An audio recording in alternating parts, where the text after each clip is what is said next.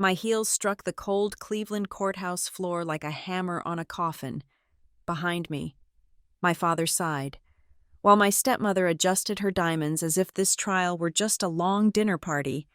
I was 34, formerly their youngest financial director, but now I was a traitor in their eyes. They did not know the key to destroying their empire lay in the yellow envelope my sister slipped into my hand last night, a secret gift from my grandfather. My name is Nina Ortiz, and as I step through the double oak doors of courtroom 304, the air changes. The hallway outside was loud, filled with the chaotic hum of the everyday world, but inside here, the silence is heavy and pressurized, like the air inside a submarine dive.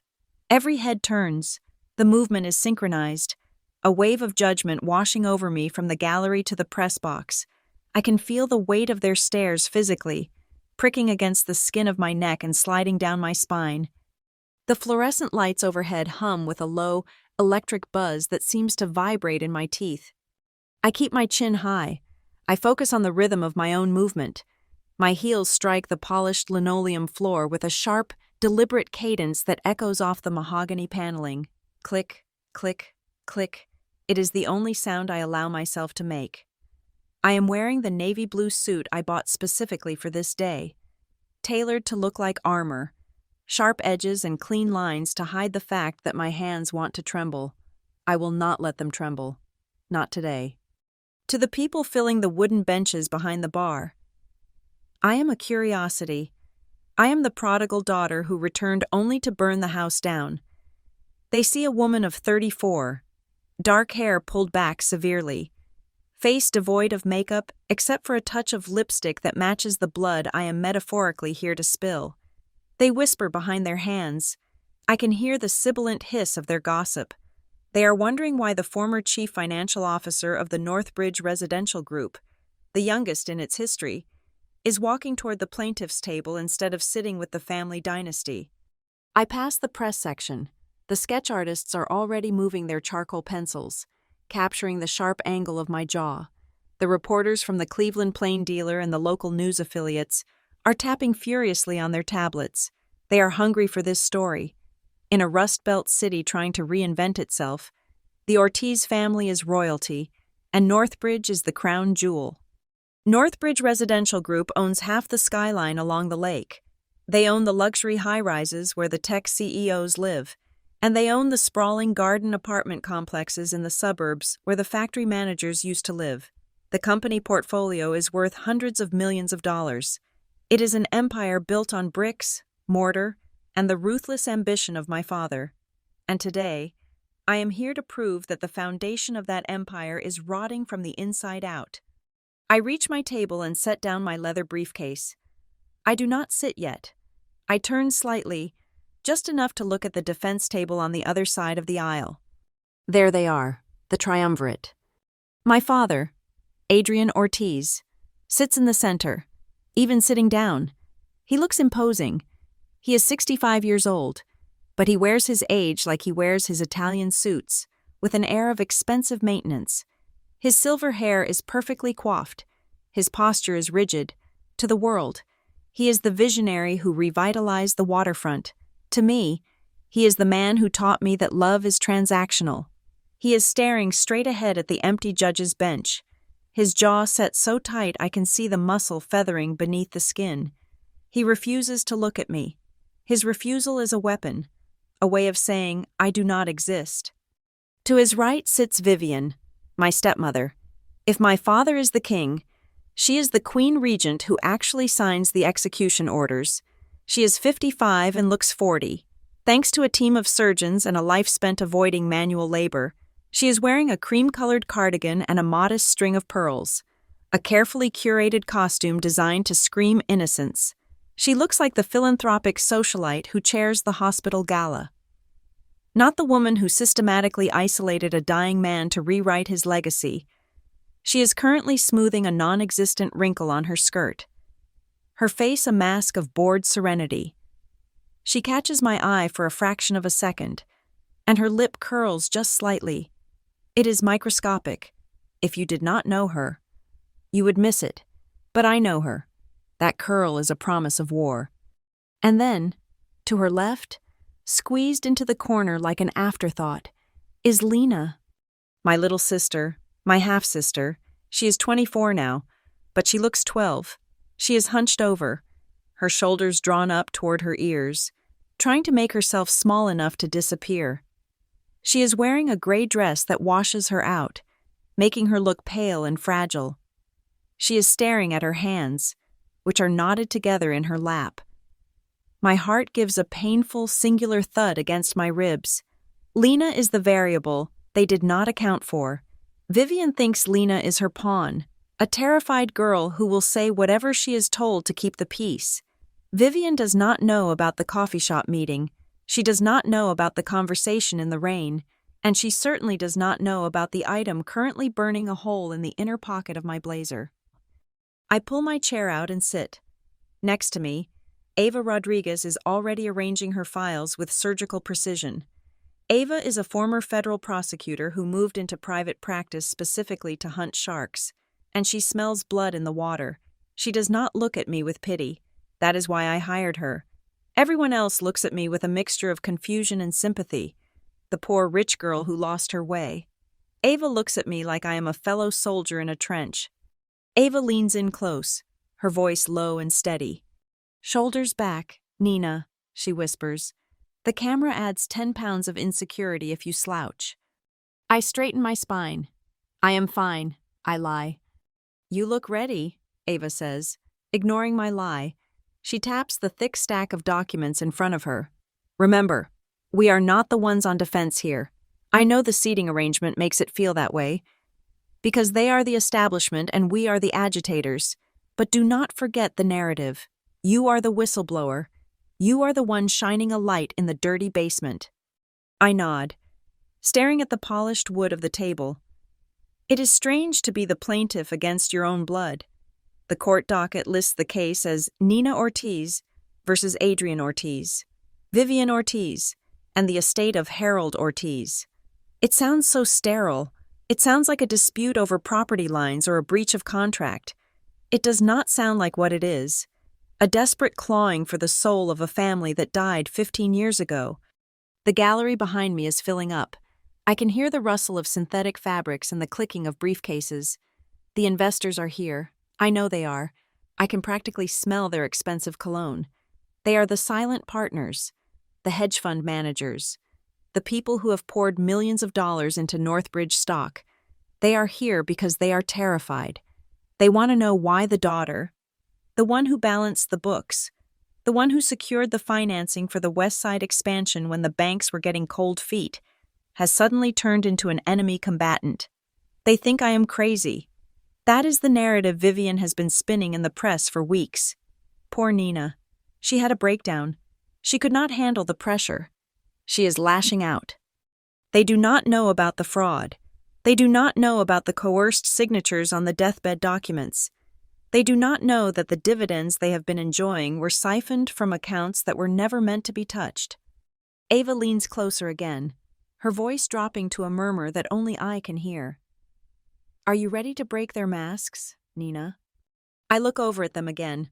My father is whispering something to his lead attorney, a man named Sterling who costs $1,000 an hour and smiles like a shark. Vivian is patting Lena's hand, a gesture that looks maternal to the audience, but looks like a shackle to me. "Yes," I whisper back, but the word feels hollow in my throat. Am I ready? My mind flashes back, unbidden, to the living room of the house in Westbrook Heights. I am 19 years old. I am on the floor. The carpet is rough against my cheek. I can taste copper. My father is standing in the doorway. He is not hitting me. He never hit me. He just watched. He stood there with his arms crossed, watching Vivian teach me a lesson about loyalty, about keeping my mouth shut, about what happens to little girls who look at ledgers they are not supposed to see. His silence was louder than her screaming. His inaction was more violent than her hands. That was the moment I died. The Nina who loved her father, who wanted to please him, who wanted to take over the company and make him proud. She died on that carpet.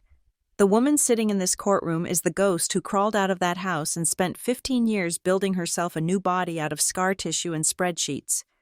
I shake the memory away physically, a quick jerk of my head. Ava notices but says nothing. I slip my hand into the inside pocket of my jacket. My fingers brush against the cool, smooth paper of a yellow envelope. It is folded in half to fit. It is old. The paper feels brittle, like it might disintegrate if I handle it too roughly. Nobody knows I have this. Adrian thinks he destroyed every copy.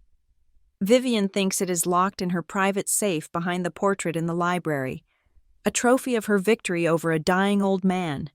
They do not know that Lena has been living a double life. They do not know that last night, in the pouring rain, my terrified little sister pressed this envelope into my hand and told me that our grandfather, Harold Ortiz, never stopped fighting for us, even when he could no longer speak. For the eyes of the one who dares to speak the truth, that is what Grandpa wrote on it. This envelope is not just evidence, it is a bomb, and I am sitting here, waiting for the right moment to pull the pin. "All rise," the bailiff bellows, his voice booming off the high ceiling. The sound acts like a physical jolt. The entire room scrambles to its feet. The noise of wood scraping on floor and fabric rustling fills the air. I stand up slowly, deliberately. I feel the blood rushing in my ears. The Honorable Judge Marcus Thorne enters the room.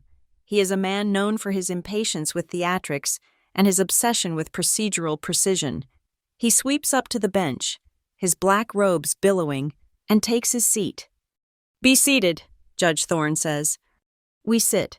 The room settles into a tense silence. The air conditioning vents kick on with a low rumble.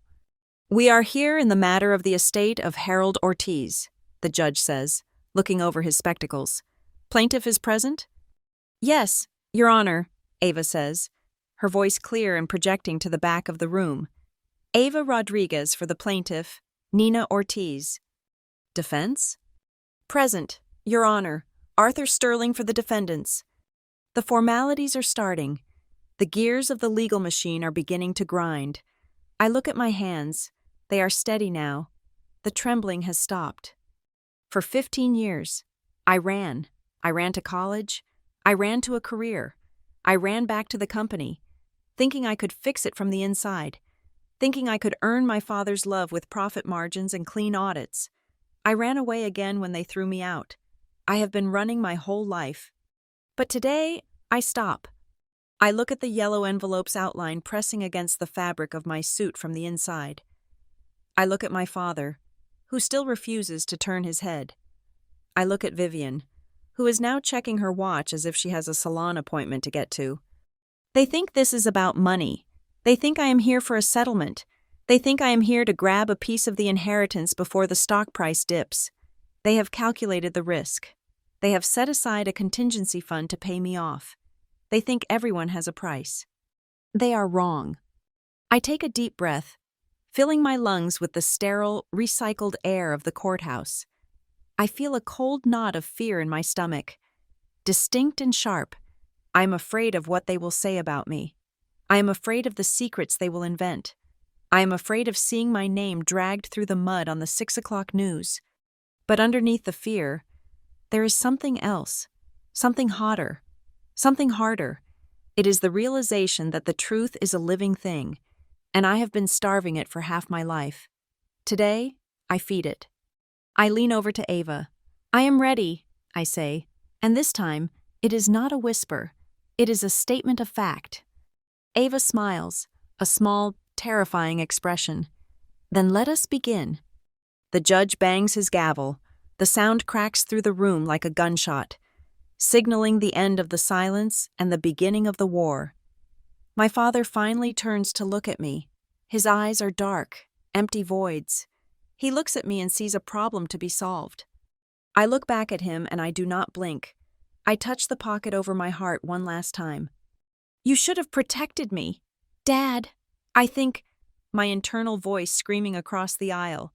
"You should have stopped her that night. But you didn't. So now, I am going to do what you were too weak to do. I am going to protect the legacy you stole."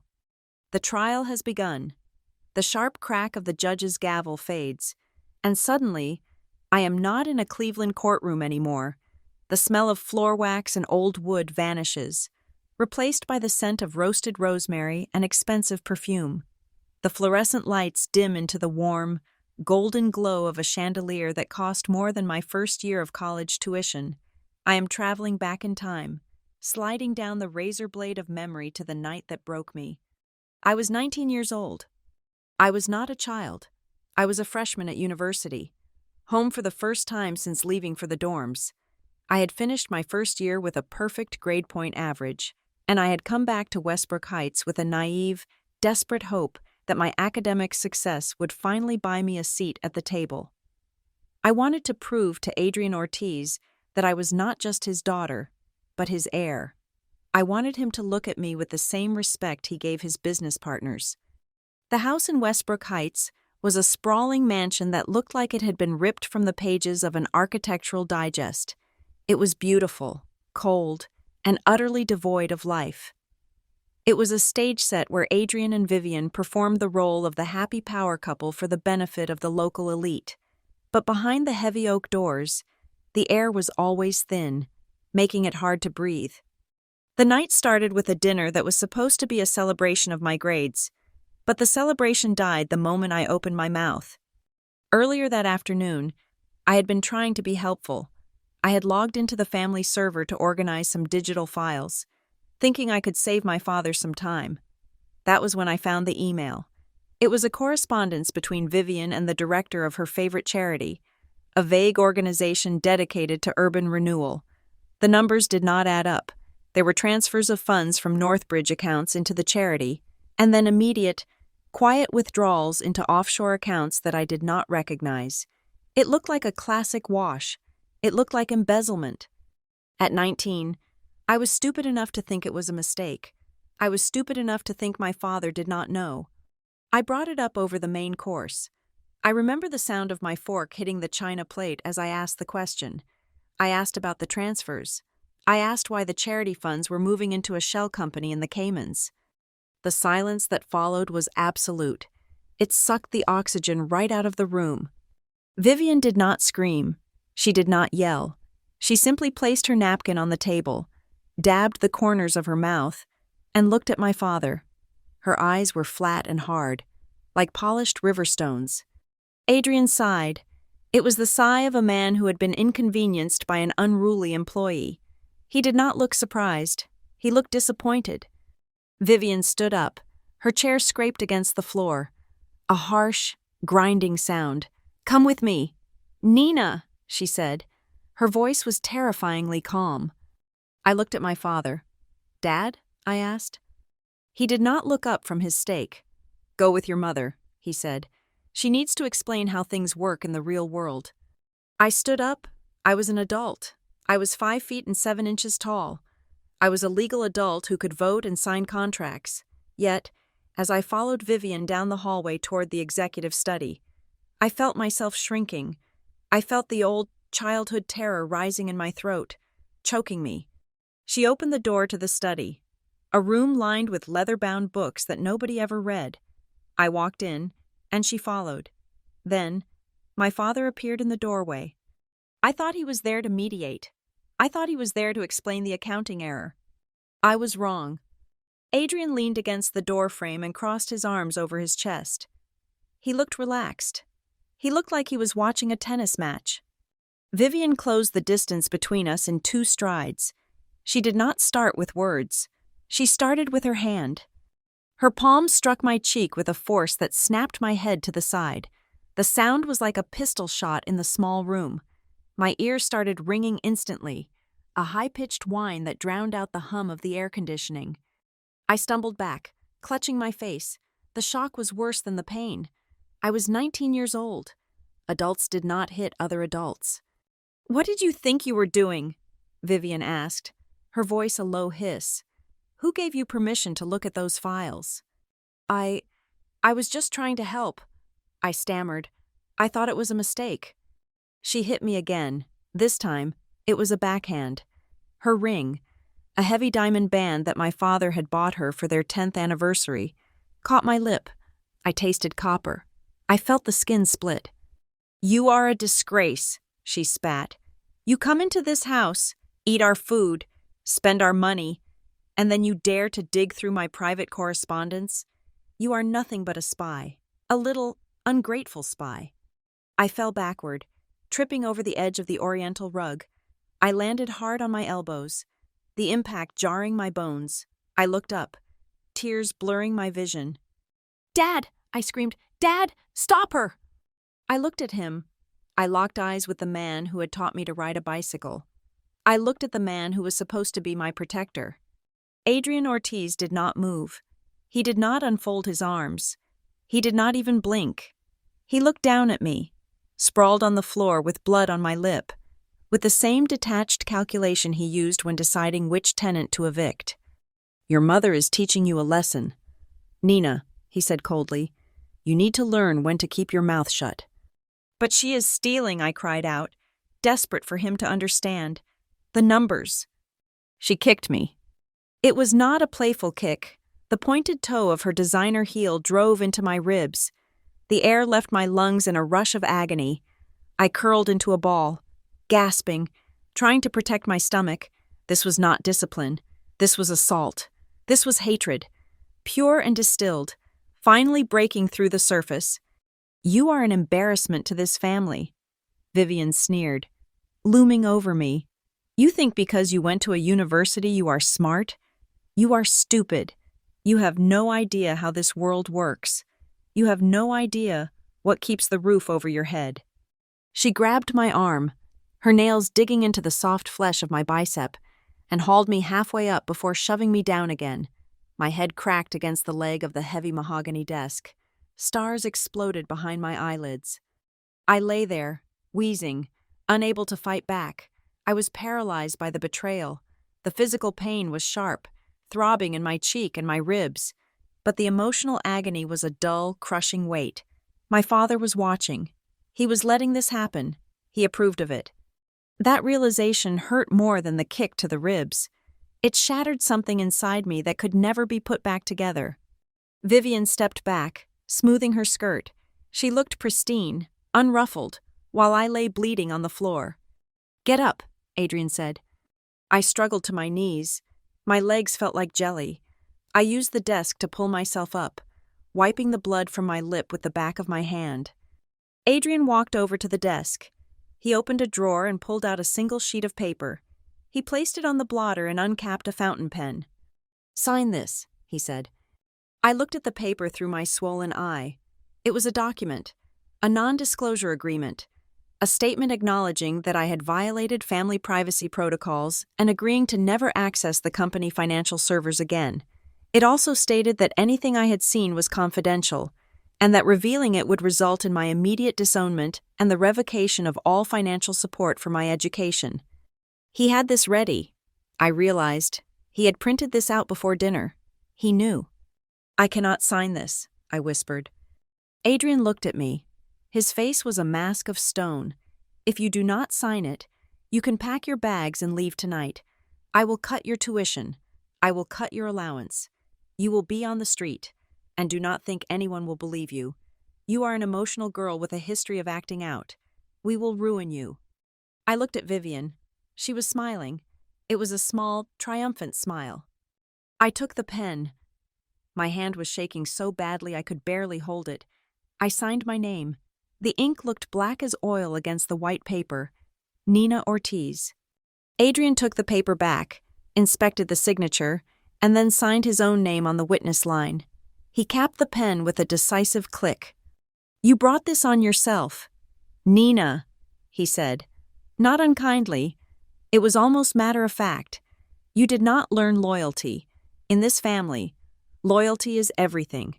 If you cannot be loyal, you are nothing." He turned and walked out of the room. Vivian followed him, pausing at the door to give me one last look of disgust. "Clean yourself up," she said. "You got blood on the carpet." She turned off the lights, leaving me in the darkness of the study. I stood there for a long time, listening to the silence of the house. My face throbbed. My ribs burned every time I took a breath, but the tears had stopped. The sadness had evaporated, replaced by a cold, hard knot in the center of my chest. I walked out of the study. The hallway was empty. I made my way to the staircase. I needed to get to my room. I needed to pack. I could not stay here another night. As I reached the landing, I saw a movement in the shadows of the upper banister. It was Lena. She was 13 or 14 years old then, a gangly teenager with big, terrified eyes. She was wearing her pajamas, hugging her knees to her chest, sitting on the top step. She was hidden in the gloom, but I could see her face. She had seen it. She had heard the screaming. She had heard the thud of my body hitting the floor. She looked down at me, at my swollen lip, at the red mark blossoming on my cheek. Her eyes were wide with horror. For a second, just one heartbeat, we locked eyes. I saw the apology in her face. I saw the fear. She was terrified that if she made a sound, she would be next. She did not say anything. She could not. She was a child, trapped in the same house that had just chewed me up and spit me out. Lena turned her head away, breaking our gaze. She stood up silently and ghosted back toward her bedroom, closing the door without a sound. She took the image of my humiliation with her, burying it deep inside. I went to my room. I did not cry. I moved with the mechanical efficiency of a soldier breaking camp. I packed my clothes. I packed my books. I left everything that they had given me as gifts. I took only what I felt I had earned. I carried my bags down the back stairs, avoiding the living room where I could hear the television playing. I walked out into the cool night air. It had started to rain, a light drizzle that misted against my hot skin. I threw my bags into the trunk of my used sedan, a car I had bought with money from my summer jobs. I got into the driver's seat and locked the doors. I looked back at the house one last time. The windows were glowing with warm light. It looked so inviting. It looked like the American dream. I started the engine and drove away. I drove through the night, back toward the university dorms 2 hours away. The rain turned into a downpour, battering the windshield, washing away the illusion of my childhood. I swore to myself, gripping the steering wheel until my knuckles turned white, that I would never go back. I swore I would never ask them for anything again. I swore I would never let Adrian Ortiz look at me with that pitying, dismissive stare again. I thought I was alone that night. I thought my humiliation was a secret held only by the 3 people in that room and the terrified girl on the stairs. I did not know then that the house had eyes. I did not know that Lena, my quiet, terrified little sister, had started her own rebellion long before I found that email. I did not know that she had hidden a tiny, motion-activated camera on the bookshelf in the study, tucked between 2 encyclopedias. She had recorded everything. She had the slap. She had the kick. She had the sight of Adrian Ortiz standing with his arms crossed, watching his wife beat his daughter. She had the sound of the pen scratching against the paper. For 15 years, that video sat on a hard drive, buried under layers of digital debris, waiting for the moment when it would do the most damage, waiting for today. The memory fades, and the cold air of the courtroom rushes back in. I blink, clearing the image of the study from my mind. I am back in the present. My ribs do not hurt anymore. My lip is healed, but the scar on my soul is still there, pulsing in time with my heartbeat. I look across the aisle at my father. He is whispering to Vivian. He looks confident. He thinks that night is his secret. He thinks that night proved his power. He has no idea that the 19-year-old girl he broke that night put herself back together, piece by piece, just so she could be the one to swing the hammer that shatters him. After I walked away from Westbrook Heights at 19, I did not look back. I put my head down and I worked. I put myself through a state university on scholarships and 3 part-time jobs, graduating with honors in finance while my peers were partying. I built a reputation in Cleveland as a forensic accountant who could find a missing dime in a haystack of $1 million. I was ruthless, efficient, and entirely self-made. Then 3 years ago, the phone rang. It was Adrian. He did not apologize. He did not ask how I was. He simply said that Northbridge Residential Group was bleeding, and he needed a tourniquet. The company was over-leveraged on a massive development project in the flats, and the banks were threatening to call in the loans. He needed a chief financial officer who could navigate the storm, and he admitted, grudgingly, that I was the best financial mind he knew. I should have hung up. I should have let him drown. But the child inside me, the one who still desperately wanted her father to see her value, took over. I agreed. I returned to Northbridge not as a daughter, but as a savior. The books were a disaster. Vivian had been treating the company accounts like her personal piggy bank, and Adrian had been making high-risk acquisitions based on ego rather than market analysis. I worked 18-hour days for 6 months straight. I renegotiated debt structures with 3 major banks. I cut the bloat from the management tier. I fired expensive consultants. But the liquidity crisis was severe. There was a terrifying week in November, where we were not going to make payroll. The bank refused to extend the credit line another inch. I did not ask for a promissory note. I did not ask for equity. I did not ask for a contract. I transferred nearly $500,000 based on a handshake with my father in his office. "You saved us, Nina," he had said, looking me in the eye with something that looked like pride. "I will never forget this. The family will never forget this." For a year, things were perfect. The company stabilized. Profits soared by 15% in the third quarter alone. I was the golden child. We had Sunday dinners where Vivian would smile at me and pour my wine, and Adrian would brag about my financial wizardry to his golf buddies. I finally felt like I was home. I finally felt safe. Then came the board meeting last October.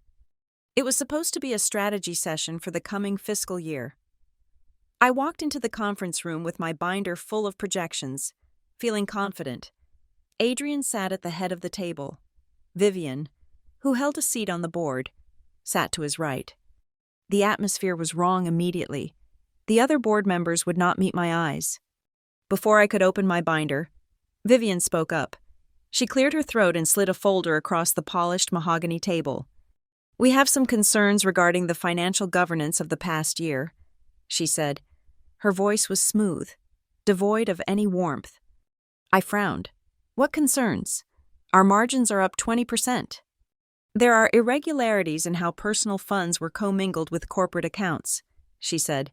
"Specifically, a large unauthorized injection of capital that bypassed standard compliance checks. It looks like you were trying to buy leverage within the company. Nina, it looks like a hostile maneuvering to dilute the other shareholders." I stared at her. My mouth went dry. "You are talking about the money I used to save the company, the money I gave you to make payroll." "It was an undocumented loan," Vivian said. "It violates our bylaws regarding conflict of interest. The board feels that your management style is too reckless. We cannot have a CFO who plays fast and loose with regulations." I turned to my father. I looked at Adrian. "Dad? Tell them. Tell them you asked me for help." Adrian looked at his hands. He was twisting his gold signet ring. "The board has made a decision, Nina," he said softly. I stood up. I could feel the blood draining from my face. "I gave you $450,000. I saved this company." "And we appreciate the gesture," Vivian interjected. "But business is business. You are clearly not a good fit for the corporate culture we are building. You are too emotional. You take things too personally." Adrian finally looked up. His eyes were cold. "You do not fit the role of leadership.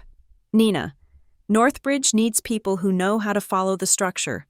We need people who know how to listen." I was fired. They escorted me out of the building with security, because there was no contract for the loan, because it was a direct wire transfer I had classified as an owner injection to save time. They claimed it was a gift, or worse, they claimed it was an attempt at financial manipulation that I had orchestrated. I lost my job, I lost my reputation, and I lost $450,000. I walked out of that building and vomited in the bushes of the parking lot. I did not sue them immediately. I was too broken. I retreated. I found a small, one-bedroom apartment in a converted warehouse in downtown Cleveland. It was a far cry from the luxury condo I had lived in before I sold it to help them. I started taking freelance consulting gigs, helping small businesses with their tax returns, just to pay the rent. I felt erased. My grandfather, Harold Ortiz, the man who had started Northbridge with a single hardware store and a dream, had died 4 years prior. When his will was read, I was not even mentioned. Everything went to Adrian. A small trust was set up for Lena. I was the ghost of the family, the one who did not exist. I had accepted that back then. But after the theft of my $450,000, the erasure felt complete. They had taken my past, and now they had taken my future. I spent my nights staring at the ceiling, replaying the meeting, replaying the moment Adrian looked at his ring instead of his daughter. I was drowning in a sea of gray depression. Then came last night.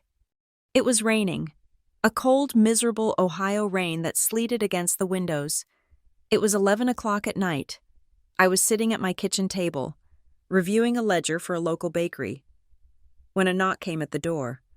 I was not expecting anyone. I ignored it. The knock came again, louder, more frantic. I walked to the door and looked through the peephole. I saw a figure huddled in a trench coat, soaking wet. I opened the door. Lena stood there. My sister was trembling. Her hair was plastered to her skull. Her face was pale, her eyes wide and rimmed with red. She looked like a frightened animal that had just escaped a trap. "Lena?" I asked. "What are you doing here?" She did not answer. She pushed past me into the apartment, shivering violently. I closed the door and locked it. She stood in the middle of my small living room, dripping water onto the cheap laminate floor. She was clutching her purse to her chest with both hands. I got a towel from the bathroom and wrapped it around her shoulders. She was freezing. "They do not know I am here," she whispered. Her teeth were chattering. "Who? Mom and Dad?" She nodded. If Mom knew, she would kill me. She would actually kill me. I made her sit down. I boiled water for tea. I did not push her. I waited. Lena had always been the quiet one, the observer. She lived under Vivian's thumb, molded into a perfect, obedient doll. Seeing her here, in my exiled world, was jarring. After she drank half a mug of tea, she reached into her purse. She pulled out a yellow envelope. It was old.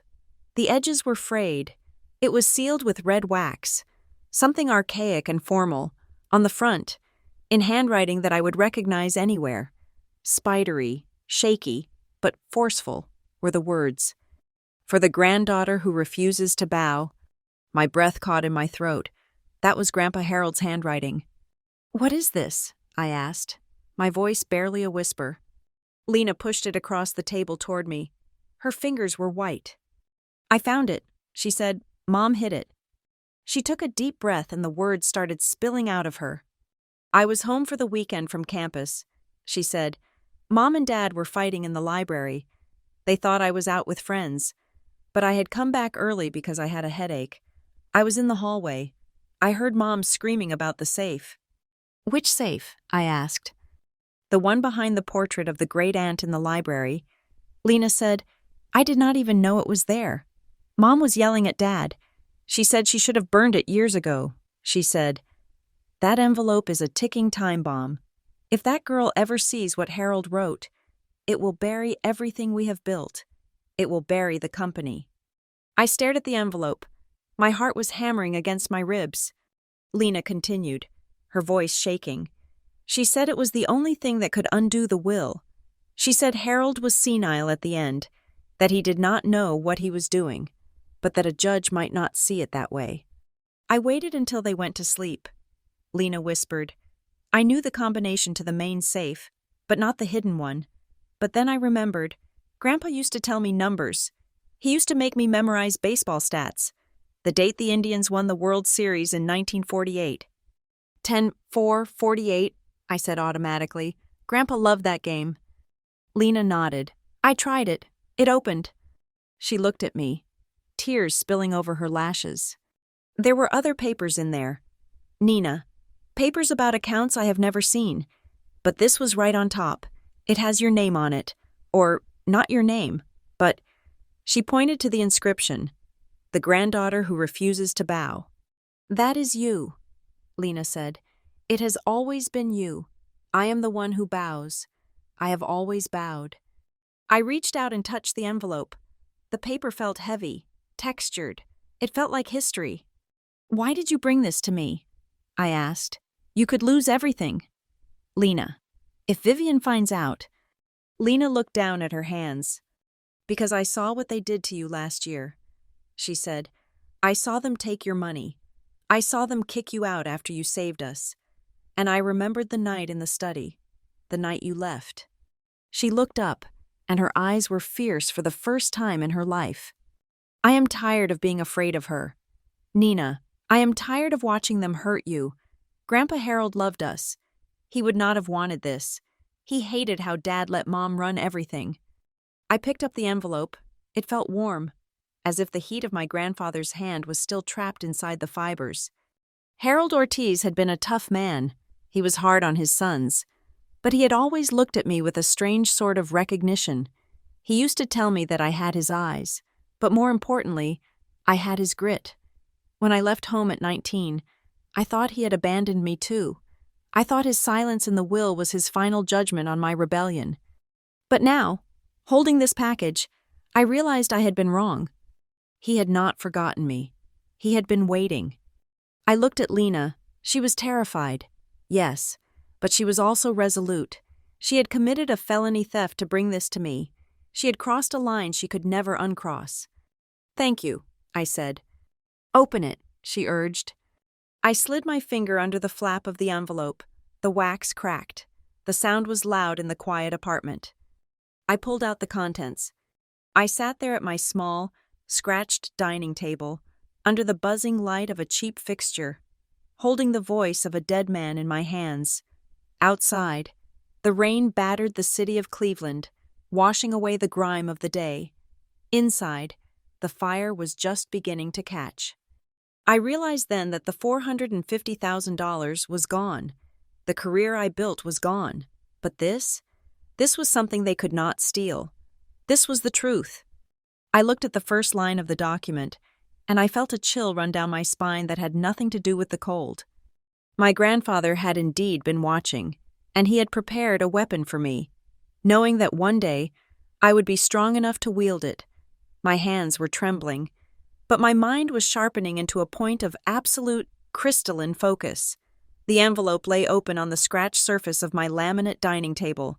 The wax seal, a dark crimson blob stamped with the initials H.O., lay in broken shards like dried blood. Inside, there were two distinct documents. The air in the apartment felt heavy, charged with the static of a storm that had been brewing for 15 years. I reached in and pulled out the first document.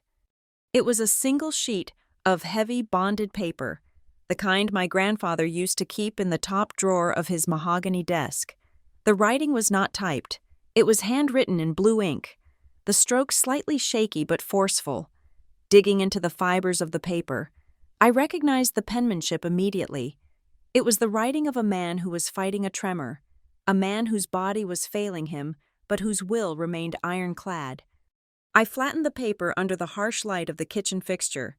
It was titled, in block letters, "Last Will and Testament of Harold James Ortiz."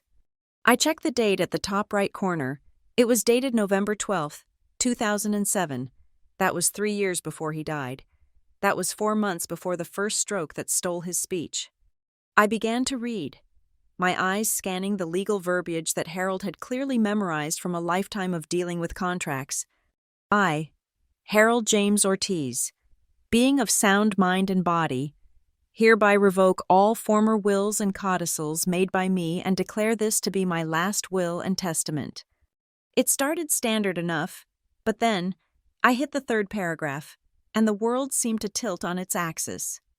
To my son, Adrian Ortiz, I leave the sum of $500,000 and the deed to the lake house in Ashtabula, with the hope that he finds peace in retirement. To my daughter-in-law, Vivian Ortiz, I leave nothing, for reasons she and I both understand. My breath caught in my throat. Nothing. He had cut her out completely, in the official will, the one probated in court. Vivian had been named the executor of the estate, and a primary beneficiary of the liquid assets. I read on.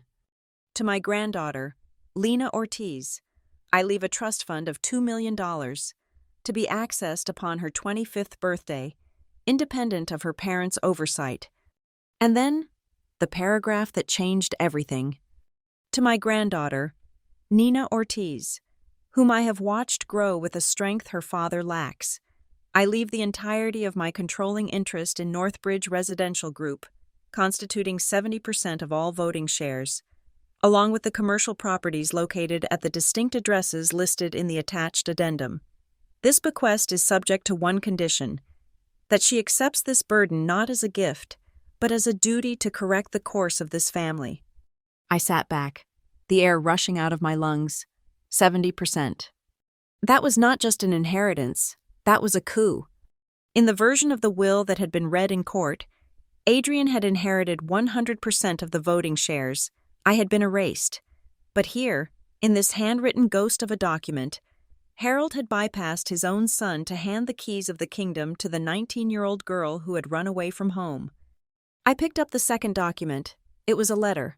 The handwriting here was looser, more hurried, less concerned with legal precision and more focused on urgency. My dear Nina, if you are reading this, it means two things. First, that I am gone, and second, that the rats have finally won, at least for a little while. I have watched you. Nina, I watched you the night you packed your bags. I saw the bruises on your face when you came to say goodbye to me. Even though you tried to hide them with your hair, I wanted to speak then. I wanted to take my cane and drive Vivian out of my house, but I am an old man, and I made the mistake of letting them isolate me. I thought silence would keep the peace. I was wrong. Silence only feeds the monster. I see the way Vivian looks at Adrian. She does not love him. She manages him. And I see the way Adrian looks at her, with fear. He is a weak man. Nina, I love him because he is my son, but I cannot trust him with my legacy. He has no spine. He will let that woman strip the copper wiring out of Northbridge if it buys her another diamond necklace. She has a casual cruelty in her eyes that chills me. I have tried to register this will with my attorney, Arthur Sterling, but every time I try to set a meeting, it is cancelled. Vivian is intercepting my calls. She is monitoring my mail. I suspect they are preparing a different document for me to sign, one that I will likely be too medicated to understand. So I am writing this as my safeguard. I am hiding it where I know only the curious will find it. But I also know that paper is fragile. If they destroy this, or if they produce a forgery that looks too perfect, you must dig deeper. There is a backup package. I have secured evidence of their financial maneuvers, the money they have been bleeding from the accounts while I have been sick. I hid it in the place where Adrian never goes, because it reminds him of the hard work he tries to avoid. Trust the weakest one in the house. Nina, the one who breaks easiest, is the one who sees the most. Do not let them win. You are the only Ortiz left with fire in your gut. Love, Grandpa. I put the letter down. My vision blurred, hot tears stinging my eyes. For 15 years, I had thought he didn't care. I thought he had viewed my departure as a betrayal, but he had known. He had been trapping them from the grave. Trust the weakest one in the house. I looked at the empty space in the living room where Lina had stood just moments ago. Lina, who jumped at loud noises. Lina, who apologized for existing. Lina, who had been 13 years old, hiding on the stairs. Harold had known she was the key. He had entrusted his legacy to the granddaughter everyone ignored, knowing she would eventually find her way to the granddaughter everyone feared. I wiped my eyes. This was not the time for grief. This was the time for forensics. I stood up and walked to my desk. Opening my laptop, I logged into the County Probate Court's public records database. I had done this 100 times for clients, looking for hidden assets in divorce cases. My fingers flew across the keyboard. I pulled up the digitized file for the estate of Harold Ortiz. Closed 4 years ago. I scrolled down to the last will and testament. It was a sleek, typed document. It looked professional. It looked unimpeachable. And at the bottom, there was a signature. Harold James Ortiz. I zoomed in on the screen. Then I looked down at the handwritten will on my table. I am a forensic accountant. I look for patterns. I look for inconsistencies. I look for the hesitation marks that reveal a lie. The signature on the screen, the official one, was perfect. It flowed with a smooth, confident elegance. The loops of the H and the O were symmetrical. The pressure, implied by the thickness of the lines, was even throughout. I looked at the handwritten will. The signature there was jagged. The H trailed off slightly at the top. There was a microscopic tremor in the crossbar of the T. It was the signature of a man who was fighting early-stage Parkinson's, a man whose motor control was slipping. The signature on the official will was not just a forgery, it was a bad forgery, because it was too good. It was the signature of a healthy Harold Ortiz from 20 years ago, likely traced or digitally lifted and smoothed out. It lacked the deterioration of age. It was a lie telling on itself by trying to be perfect. My heart hammered against my ribs. This was it. This was the leverage. I grabbed my phone. It was past midnight, but I did not care. I scrolled through my contacts until I found the name I needed. Elliot Kane. Elliot was not a high-powered corporate attorney. He was a solo practitioner who worked out of a strip mall in Parma. I had used him a few times to file simple incorporation papers for my small business clients. He was cheap, he was cynical, and he wore suits that were 2 years out of fashion. But he was also one of the few lawyers I knew who wasn't in Adrian Ortiz's pocket. He picked up on the fourth ring, his voice groggy and thick with sleep. "Hello? Who is dying?" "Elliot, it is Nina Ortiz." I said, "I need you to wake up." "Nina?" He yawned loud enough to crack the speaker. "It is Tuesday. Do you know what time it is?" "I do not care what time it is," I said, my voice hard. "I need to know the statute of limitations on probate fraud in Ohio, and I need to know the admissibility of a holographic will discovered 4 years after the fact." The line went silent. I could hear the rustle of sheets as Elliot sat up. The sleep vanished from his voice instantly. "You are talking about your grandfather's estate? The Northbridge estate?" "Yes." "Nina, that probate is closed. It is sealed tight. Your father had top-tier counsel. If you are thinking about contesting it now because you are mad about getting fired, you are going to get crushed." "I am not mad. Elliot, I am armed." I looked down at the yellow paper. I have a handwritten will, dated 3 years before he died. It leaves 70% of the company to me. It is signed, dated, and explicit. And I have a letter from him stating that he believed Adrian and Vivian were blocking him from his own attorneys. Elliot let out a low whistle. A holographic will? In Ohio? That is tricky. "Nina, it is legal, technically, but the burden of proof is massive. You have to prove it is his handwriting. You have to prove he was of sound mind, and you have to explain why it has been missing for 4 years. Where did you get it?" "I cannot tell you that over the phone," I said, "but the chain of custody is complicated." "If there is a hint of theft involved," Elliot warned, his lawyer brain kicking into gear, "we have to be very careful how we present it.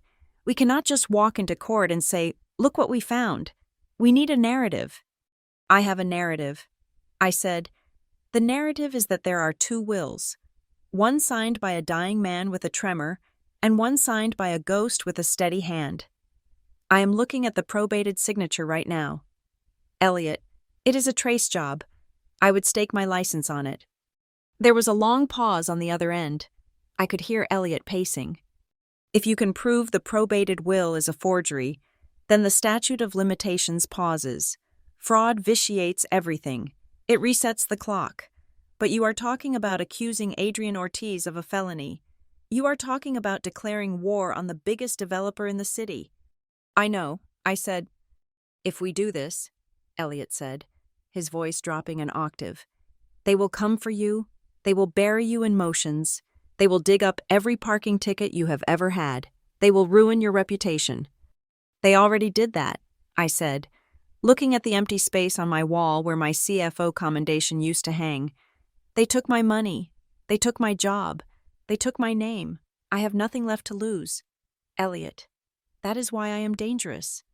I need you to verify the document. I continued. I need you to find a handwriting expert who isn't on their payroll. Can you do that? I can, Elliot said slowly. I know a guy in Cincinnati, retired FBI. He hates big firms. But Nina, this is going to cost money. Expert witnesses, filing fees. I will figure it out, I said. I will sell my car. I will leverage my apartment lease. I do not care. Just tell me we have a case. If the handwriting holds up, Elliot said, and if we can prove the other signature is suspect, yes, we have a case. We have a nuclear bomb. I hung up the phone. The silence of the apartment rushed back in, but it felt different now.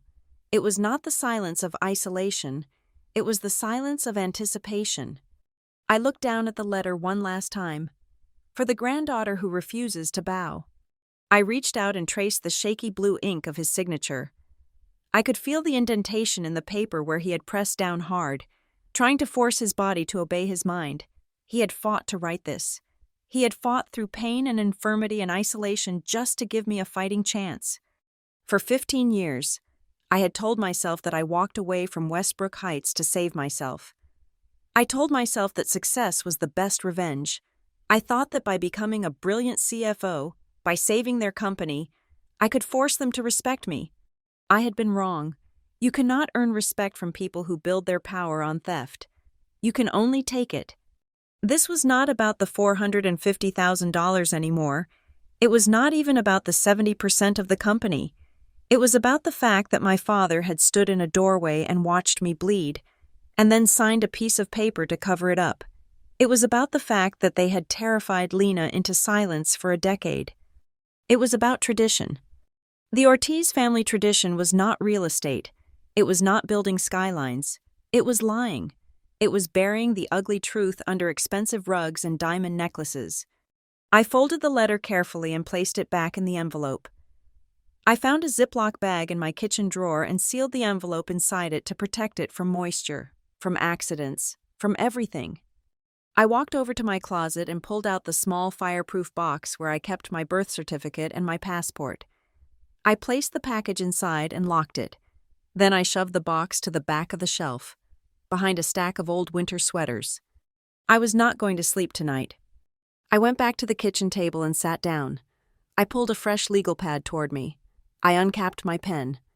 Step 1, I wrote, verify handwriting. Step 2, I wrote, secure the backup package. Step 3, I wrote, burn it all down. I looked at the list. My hand was steady. My fear was gone, replaced by a cold, hard clarity. I was Nina Ortiz. I was the daughter they tried to break. I was the granddaughter they tried to erase. And tomorrow morning, I was going to start the fire. The rain in Cleveland does not just wash the streets, it drowns them. It was 3 days after I found the will, and the sky was a bruised purple color, threatening a storm that refused to break. I sat in the back corner of a coffee shop called The Foundry, near the banks of the Cuyahoga River.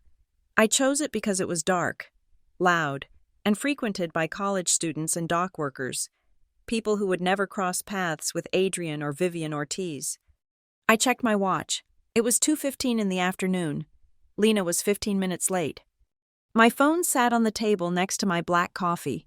I had already spoken to Ava Rodriguez, a former federal prosecutor who had just entered private practice. Elliot had recommended her. He said we needed a shark who smelled blood, and Ava was a great white. We had drafted the petition to reopen the probate of Harold Ortiz's estate, but we had not filed it yet. We needed one more thing. We needed to know if the inside of the house was secure. The bell above the door jingled. Lena walked in. She looked like a fugitive. She was wearing a hooded sweatshirt that was 2 sizes too big, and she had a baseball cap pulled down low over her eyes. She did not look at the menu. She scanned the room, her eyes darting from face to face, checking for anyone who looked like they might be on our father's payroll. When she saw me, her shoulders dropped an inch, releasing tension I could see from across the room. She hurried over and slid into the booth opposite me. She did not take off her coat. "Did anyone follow you?" I asked. "I do not think so," she said, her voice tight. "I took 3 different buses. I told Mom I was going to the library to study for finals. You look exhausted. Lena, I am not sleeping, she admitted. She pulled her hands into her sleeves. Nina, if they find out I gave you that envelope, my life is over. Vivian. She told me yesterday that if I ever betray the family, she will make sure I never finish my degree. She said she would blacklist me. She said I would end up working at a diner for the rest of my life. She is lying, I said, reaching across the table to grip her wrist through the fabric of her sleeve. She relies on your fear. That is her power. But we are going to take that power away. Lena looked at me, and for the first time, I saw something other than fear in her eyes. I saw a spark of anger. It was small, buried deep under years of conditioning, but it was there. I have something else to tell you, she said. Her voice dropped to a whisper so low I had to lean in to hear it over the hiss of the espresso machine. What is it? You remember the night you left? The night she hit you? I pulled back slightly. I will never forget it. I told you I saw it from the stairs, she said, but I did not just see it. Nina, I have it.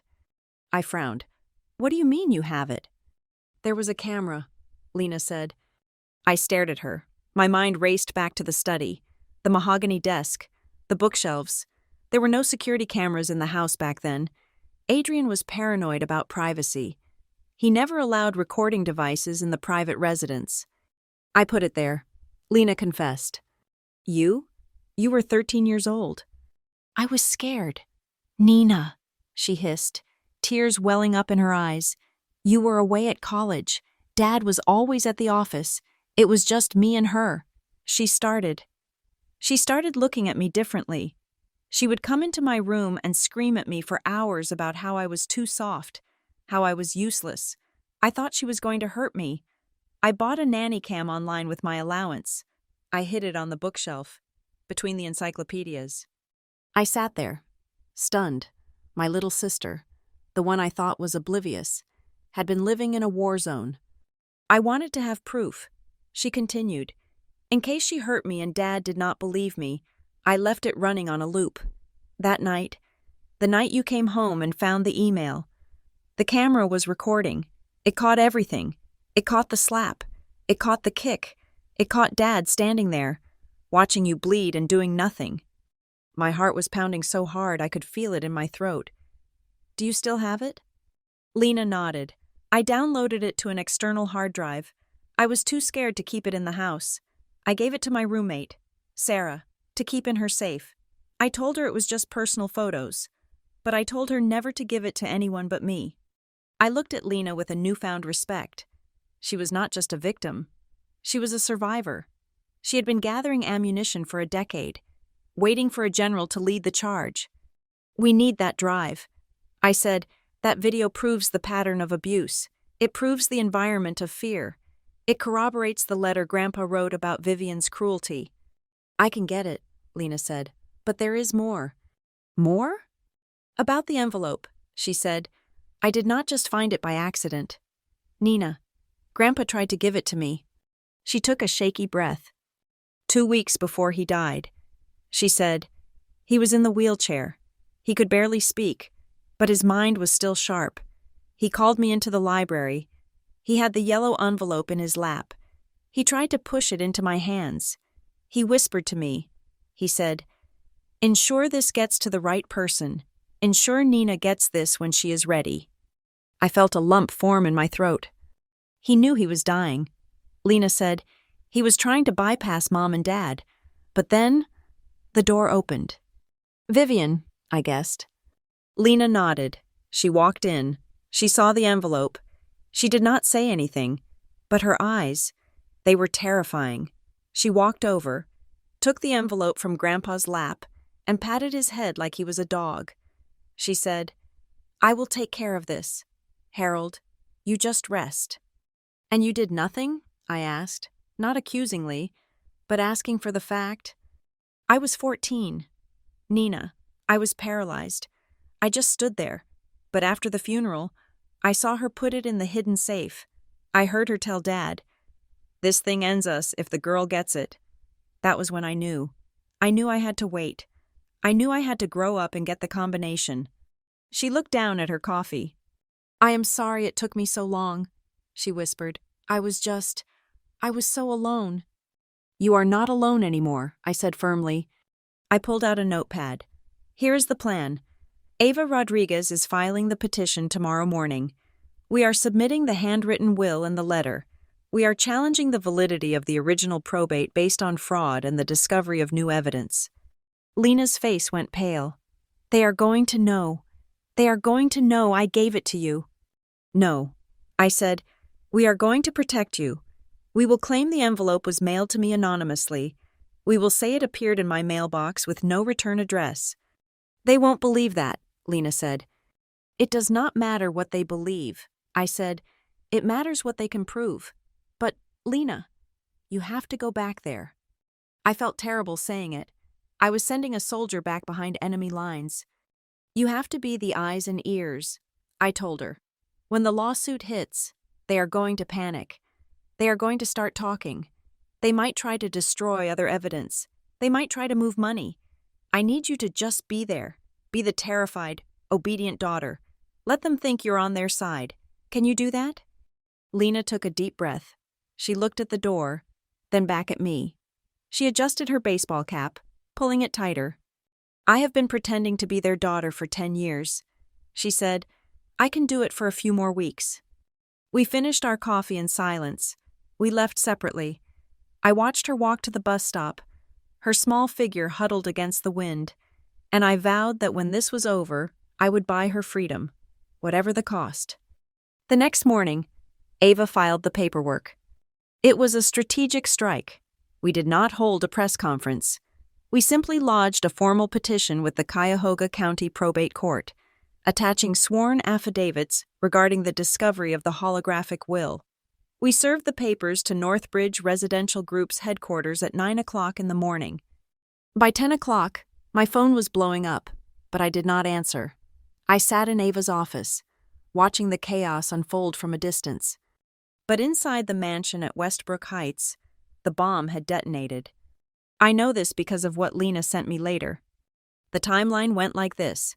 At 10:30, Adrian received the legal notice. He reportedly threw a crystal tumbler of scotch against the wall of his office, shattering it. He called Vivian. They left the office immediately and drove home. At 11 o'clock, they summoned Lena. She was in her room, pretending to study. She had her phone in the pocket of her hoodie. She set it to record. What followed is a transcript of terror. I received the audio file that evening. I sat in my apartment, headphones on, listening to the scene play out. The recording starts with the sound of a door slamming. Then, footsteps. Heavy, angry footsteps. Lena. It is Vivian's voice. It is not the voice she uses at charity galas. It is a shriek. Get down here. Now. There is the sound of Lena walking down the stairs. Her breathing is audible, ragged and shallow. Mom? Dad? What is wrong? Lena's voice is trembling. She is acting, but the fear is real. Do not play dumb with me, Vivian screams.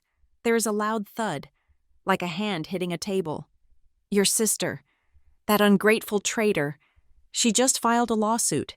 She claims she found a will, a handwritten will, the one from the safe. The safe? Lena asks. I do not understand. Shut up, Adrian roars. His voice sounds older, rougher than I remember. That envelope was in the library, in the wall safe. Nobody knew that combination but me and your mother. Nobody. And Harold, Vivian interjects, her voice dropping to a lethal hiss. But Harold is dead, so that leaves you. Did you touch it? Did you give it to her? No, Lena cries out. I swear. Mom, I do not even know what safe you are talking about. I haven't seen Nina in months. I hate her. She left us. There is a silence on the tape. It stretches for 10 agonizing seconds. I held my breath, listening. If I find out you are lying, Vivian says, her voice eerily calm now, I will strip you of everything. You think you are going to graduate? You think you have a future? I will destroy you. Lena, I will put you on the street with nothing but the clothes on your back. Do you understand me? I swear. Mom, Lena sobs. I did not do it. Maybe Grandpa mailed it before he died? Maybe he had another copy? It was a brilliant improvisation. Another copy? Adrian mutters. Is that possible? The old man was sneaky. He was senile. Vivian snaps. But he was vindictive. He might have given it to that old lawyer, Drake, or hidden it somewhere else. We need to find out, Adrian says. We need to kill this story before the press gets it. If the investors smell a fraud investigation, the stock tanks. And you, Vivian says to Lena, you are going to help us fix this. You are going to write a statement. You are going to say that Harold was mentally unstable in his final years. You are going to say Nina has been harassing the family for money. You are going to destroy her credibility. I will. Lena stammers. I will do whatever you want. Good, Vivian says. Now get out of my sight. The recording ends with the sound of Lena running back up the stairs, her breath hitching in a suppressed sob, and then the quiet click of a door locking. I took the headphones off. My hands were shaking. They had taken the bait. They believed her denial, mostly because they could not conceive of Lena, the weakling, having the courage to cross them. They were turning their cannons toward me, preparing to launch a smear campaign. They were forcing Lena to be their weapon. But they did not know that the weapon was live, and it was pointed backward, right at their chests. I forwarded the audio file to Ava and Elliot. Evidence of coercion. I typed in the subject line, evidence of knowledge of the hidden will. They just admitted they knew it existed. Ava replied 2 minutes later, This is good. This is very good. But Nina, get ready. Now that they think Lena is loyal, they are going to come for you with everything they have. I walked to the window and looked out at the city lights. I was not afraid anymore. I had the will. I had the letter. And now, I had a spy in the house of Ortiz. Let them come, I whispered to the glass. I am not the 19-year-old girl you broke, and Lena is not the child you silenced. The war had officially begun. The call came at 8 o'clock in the morning. It was my father. His voice was not the roar of the titan I had faced in the boardroom, nor was it the dismissive mumble of the parent who ignored me. It was soft, weary, and laced with a terrifying fragility. Nina, he said, we cannot do this in court. We are family. Please, meet me at the lake house. Just us. No lawyers. No press. Let us settle this like people who share the same blood. I looked at Ava Rodriguez across her desk. She was shaking her head violently, mouthing the word no. It is a trap. Ava said the moment I hung up. They want to get you alone. They want to bully you, or bribe you, or worse. You do not walk into a lion's den just because the lion promises he is on a diet. I know it is a trap, I told her, checking the battery level on my phone. That is why I'm going. If they think they are safe, they will talk. And if they talk, I need to catch it. The plan was simple, but dangerous. The meeting was set for 7 o'clock that evening at the Ashford Lake House, a secluded property Northbridge owned about an hour outside of Cleveland. It was a place we used to go for summers when I was a child, before Vivian stopped pretending to like nature. It was isolated, surrounded by dense pine woods and the black stillness of the water. Lena was already there. My father had insisted she come early to help prepare dinner, using her as a buffer, a prop to simulate domestic normalcy. But Lena was my anchor. We had set up a localized network. My phone was recording to the cloud. Her phone, hidden in her pocket, was doing the same. And she had placed a baby monitor, a relic found in the attic, under the sofa in the living room, transmitting the audio to a receiver she had stashed in the upstairs master bedroom. I pulled my car into the gravel driveway at exactly 7. The house looked like a picture from a holiday brochure. Warm, golden light spilled from the windows, cutting through the heavy twilight. Smoke curled lazily from the stone chimney. It looked like home. It felt like a grave. I checked my recording app one last time. It was running. I slid the phone into the inner pocket of my blazer. ensuring the microphone was unobstructed. I stepped out into the chill air. The wind off the lake was biting, cutting through my coat. Vivian opened the door before I could knock. She was wearing a cashmere sweater and holding a glass of red wine. Her smile was so warm it almost looked real. "Nina," she said, stepping back to let me in. "Thank goodness you came. It is freezing out there." I walked inside. The living room was dominated by a massive stone fireplace where a fire was crackling cheerfully. My father was sitting in his leather armchair near the hearth. He did not stand up. He looked smaller than I remembered. His skin was gray, his eyes sunken. "Hello, Dad," I said, remaining standing. "Sit down." "Nina," he said, his voice raspy. "Please, you are making me nervous hovering like that." I sat on the edge of the sofa, keeping my distance. Lena came in from the kitchen carrying a tray of appetizers. She looked pale, her eyes wide and darting. She set the tray down on the coffee table. "Hi, Nina," she whispered. "Hi, Lena." Vivian sat on the arm of Adrian's chair, placing a hand on his shoulder. The tableau was perfectly staged. The ailing patriarch, the supportive wife, the dutiful younger daughter, and me, the outsider who needed to be brought back into the fold. "We want to apologize," Vivian started. Her voice was smooth, like velvet wrapped around a knife.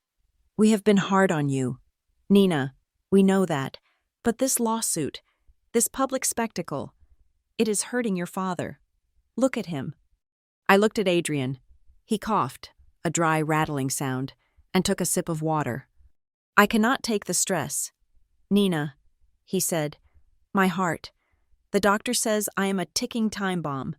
Do you want to be the one who pushes the button? Do you want my death on your conscience over some shares of stock?" I felt a flicker of the old guilt, the ingrained desire to protect him. But then I touched the pocket where the yellow envelope had been. I remembered the bruise on my face when I was 19. I remembered the emptiness in his eyes when he fired me. "I am not doing this to hurt you, Dad," I said steadily. "I am doing this because Grandpa Harold wanted me to lead the company. You know that." Vivian laughed, a light tinkling sound that set my teeth on edge. Harold was confused at the end. "Darling," she said, leaning forward, "we all know that. He wrote things he did not mean. He was angry at Adrian for putting him in the care home. That letter, it was just a tantrum on paper." "It was a will," I said, "a legal will." Vivian sighed, as if explaining algebra to a toddler. "Nina, listen to reason. If you pursue this, the lawyers will eat up the entire estate. The stock price will crash. Nobody wins. We are prepared to offer you a settlement." She reached for a folder on the side table and slid it across to me. $5 million, she said, cash, tax-free structure, and we will issue a statement clearing your name regarding your departure as CFO. We will say it was a medical leave. You can start over. You can open your own firm. You can be free. $5 million. It was a fortune. It was enough to disappear and never think about Northbridge again. "And all I have to do is give you the envelope?" I asked. "And withdraw the petition," Adrian added, "and sign a document stating that the holographic will was a misunderstanding, that you were mistaken about the handwriting." I looked at Lena. She was standing by the bookshelf, clutching a throw pillow like a shield. Her eyes were pleading with me, but I knew what she was really saying. "Do not take it." I pushed the folder back. "I do not want your money," I said. Adrian sat up straighter, the frailty vanishing for a second. "Don't be stupid. Nina, $5 million is more than you will ever make on your own." "It is not about the money," I said, my voice rising. "It is about the truth. Grandpa Harold left the company to me because he knew you were running it into the ground. He knew Vivian was stealing from the accounts." Vivian stood up abruptly. Her face flushed a deep, ugly red. "How dare you?" she hissed. "I have dedicated my life to this family." "You dedicated your life to spending this family's money," I countered. "I know about the shell companies. I know about the charity wash. And Grandpa knew too. That is why he wrote the second will." "That will is a piece of trash," Vivian shouted, losing her composure. "It is the ramblings of a dying man who hated us." "Then why did you forge the other one?" I asked. The room went silent. The crackle of the fire sounded like gunshots. I looked straight at Vivian. "The will you probated. The signature is perfect. Too perfect. Grandpa had a tremor for 3 years before he died. He could not have signed that document so cleanly. You faked it." Vivian's eyes narrowed into slits. "You cannot prove that." "I have a handwriting expert who says otherwise. I lied. I pushed harder. And I know you paid off the lawyer. Arthur Sterling." Adrian flinched. The name hit him like a physical blow. "Arthur Sterling is retired," Adrian muttered.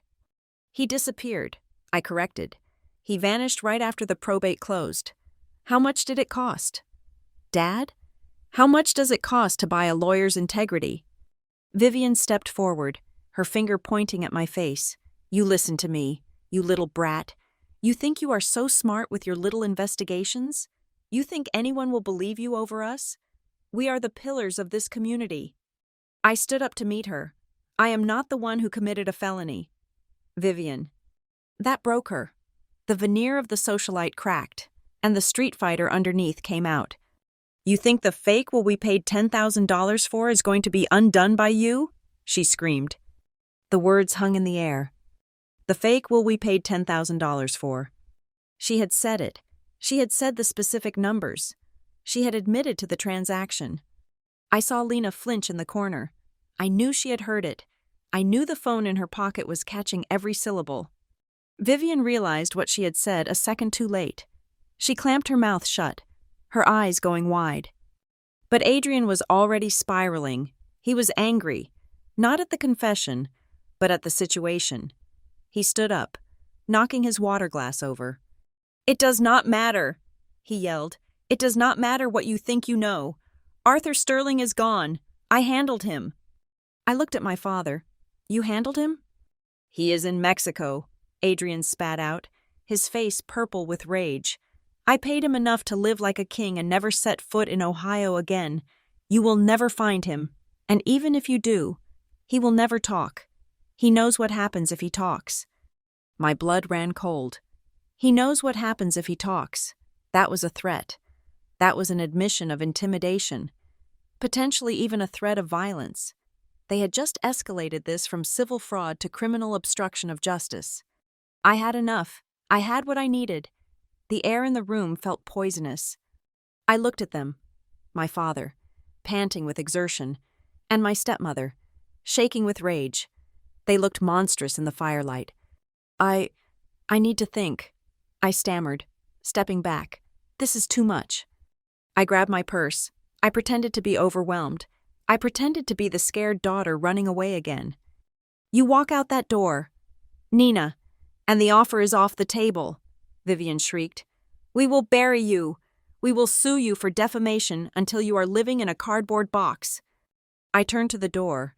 I cast one last look at Lena.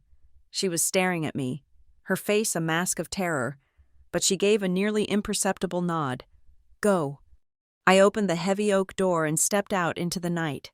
The cold air hit me like a slap, cleansing the stench of their greed from my lungs. I walked to my car. My legs were shaking so hard I could barely unlock the door. I got in, locked it, and immediately pulled out my phone. I stopped the recording. Upload complete. I started the engine and reversed out of the driveway, gravel crunching under my tires. I drove until I was out of sight of the house, then pulled over to the side of the dark road. I put my head on the steering wheel and sobbed, not from sadness, but from the sheer release of adrenaline. I had walked into the fire, and I had not burned. Back at the house, the recording on Lena's phone was still running. I heard the rest of it later that night, when Lena sent the file from her locked bedroom. The audio continued after the sound of my front door closing. "Damn it! Adrian's voice. Why did you say that about the money? Why did you give her a number?" "She provoked me!" Vivian screamed back. "Did you see the look on her face? She knows. Adrian, she knows about Sterling." "She is guessing," Adrian said, his voice dropping. "She is fishing, but we need to make sure. We need to call the security team. If she has any evidence, We need to find it. There was a pause, then the sound of heels clicking on the hardwood floor. Lena, Vivian said. Her voice was low, dangerous. Yes, Mom? Lena's voice was tiny. You were awful quiet tonight, Vivian said. You just stood there. I was scared, Lena said. I did not know what to say. You better be scared, Vivian hissed, because this family is at war, and in a war, you pick a side. If you ever, and I mean ever, think about helping her, just remember who pays your tuition. Remember who puts clothes on your back. I know. Mom, Lena whispered. Look at me, Vivian commanded. Mothers know when their children are lying. Are you lying to me? No, Mom. Good, Vivian said, because anyone who goes against this house ends up with nothing. Look at your sister. She's going to end up in jail or in the gutter. Do not be like her. Be smart. Stand on the winning side. I will, Lena said. Go to your room, Vivian ordered. I am sick of looking at you. The recording ended with the sound of Lena walking up the stairs, entering her room, and locking the door. Then, there was a quiet, shaky exhale of breath, and a whisper addressed to the empty room, but meant for me. I am not on the winning side. Mom, I am on the right side. I sat in my car on the side of the road, listening to my sister's whisper in the dark. I wiped my face. We had them. We had the confession of the forgery. We had the admission of the payoff. We had the location of the missing lawyer, and we had the threats. I put the car in drive. The road back to Cleveland was long and dark, but for the first time in 15 years, I could see the destination clearly. The conference room in Ava Rodriguez's office had become a war room. The walls, usually adorned with tasteful abstract art, were now covered in butcher paper, taped up in overlapping sheets. We had drawn a timeline that spanned 15 years, marked in black Sharpie for facts and red Sharpie for crimes. It smelled like stale coffee and ozone, the scent of overheating printers and burning ambition. We had the recordings, we had the handwritten will, we had the letter, but in a federal case, or even a high-stakes probate battle, these were just sparks. We needed fuel. We needed the paper trail that proved the intent to defraud was not just an emotional family dispute, but a calculated, systemic financial crime. I stood before the whiteboard, my forensic accountant brain taking over. This was where I lived. I could not fight Vivian on social etiquette, and I could not fight Adrian on construction sites. But here, in the columns of debits and credits, I was the predator. Elliot, I said, pointing to a cluster of transactions from 4 years ago. Look at this. Elliot Kane leaned in, squinting. He looked like he had slept in his suit for 2 days, which he probably had. What am I looking at? He asked. I traced the line with my marker. The month Grandpa Harold died. Northbridge authorized a series of payments to a consulting firm called Apex Solutions. $50,000 on the 1st of the month, $50,000 on the 15th, and a final balloon payment of $200,000 the day the probate closed. Consulting fees? Ava asked from the head of the table. That is how they are listed in the general ledger. I said, but I remember Apex. When I was CFO, I tried to audit their contract. I could not find a single deliverable. No reports, no invoices, no emails, just wire transfers. Adrian told me to drop it, said they were external fixers for zoning issues. I typed the name into my laptop, pulling up the corporate registry I had been scouring for 48 hours. Apex Solutions is a shell, I said. It is registered in Delaware to a registered agent. But look at the dissolution date. It was dissolved 6 months ago, right around the time Arthur Sterling, the family attorney, sold his practice and moved to Mexico. Elliot snapped his fingers. You think Apex was the funnel? It fits the timeline, I said. Adrian said on the tape that he paid Sterling enough to live like a king. $300,000 is a nice retirement package for burying a will. Elliot grabbed his phone. I have a contact at the bank Northbridge uses. An old-timer named Miller. He was the account manager for Harold's personal accounts before he got pushed into early retirement. Let me see if he remembers anything about these transfers. While Elliot paced the hallway arguing with his source, Ava and I focused on the immediate strategy. We were building a case for a search warrant. It was a long shot. Judges in Cuyahoga County did not like raiding the homes of pillars of the community based on the word of an estranged daughter. We needed probable cause that evidence was being destroyed right now. Elliot burst back into the room 20 minutes later. His face was flushed with victory. "Miller remembers," Elliot said. "He remembers because he tried to flag it. He said a week before Harold died. Adrian called the bank and tried to authorize a transfer from Harold's personal savings to the Northbridge operating account. Miller refused because Harold had not signed the power of attorney yet." "And?" Ava asked. "And the next day, a courier arrived with a power of attorney document, signed by Harold. Miller said the signature looked shaky, but legal. But here is the kicker. Miller called the house to verify." Vivian answered. She told him Harold was sleeping and could not be disturbed.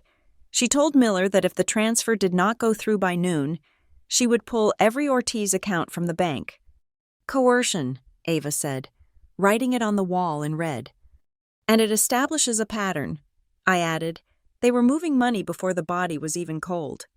It was enough to make a judge listen, but maybe not enough to make him sign a warrant. We needed a smoking gun. We needed to know exactly where the bodies were buried. That evening, the break came from the inside. Lena was terrified. She had been texting me sporadically, short bursts of information sent via an encrypted app we had installed on her phone. "Vivian is in the library. Dad is drinking again. They are shredding papers in the home office." At 7 o'clock in the evening, my phone buzzed with a video file. I opened it. The footage was shaky, clearly taken from a phone held at hip height, peeking through the crack of a partially open door. The video showed the library at Westbrook Heights. It was a room I knew well, smelling of leather and unread books. Vivian was there. She was standing in front of the massive oil painting of the Great Lakes that hung above the fireplace. But the painting was not hanging flush against the wall. It was swung open on hidden hinges. Behind it was a wall safe, not the small digital safe in the master bedroom where Vivian kept her jewelry.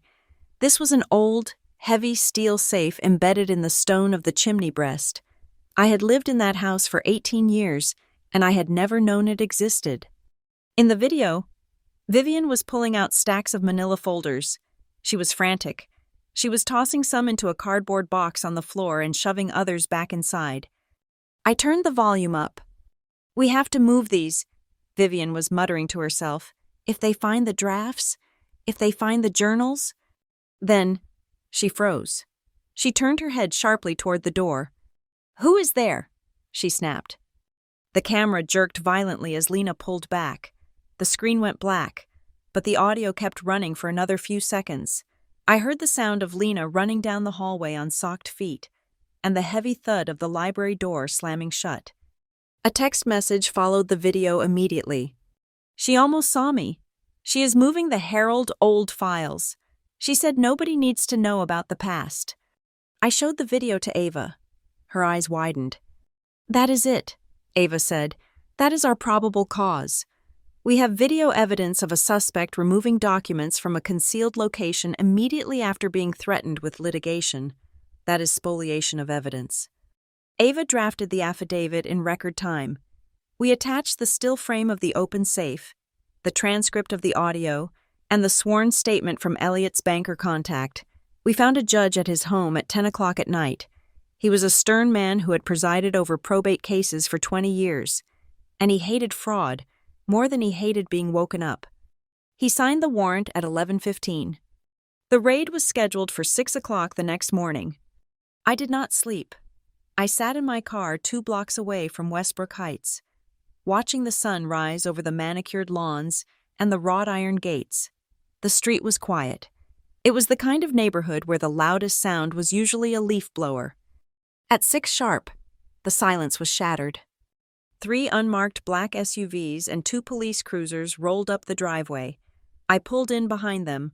I was not law enforcement, but as the primary witness and the petitioner, Ava had arranged for me to be present, provided I stayed on the porch until the scene was secured.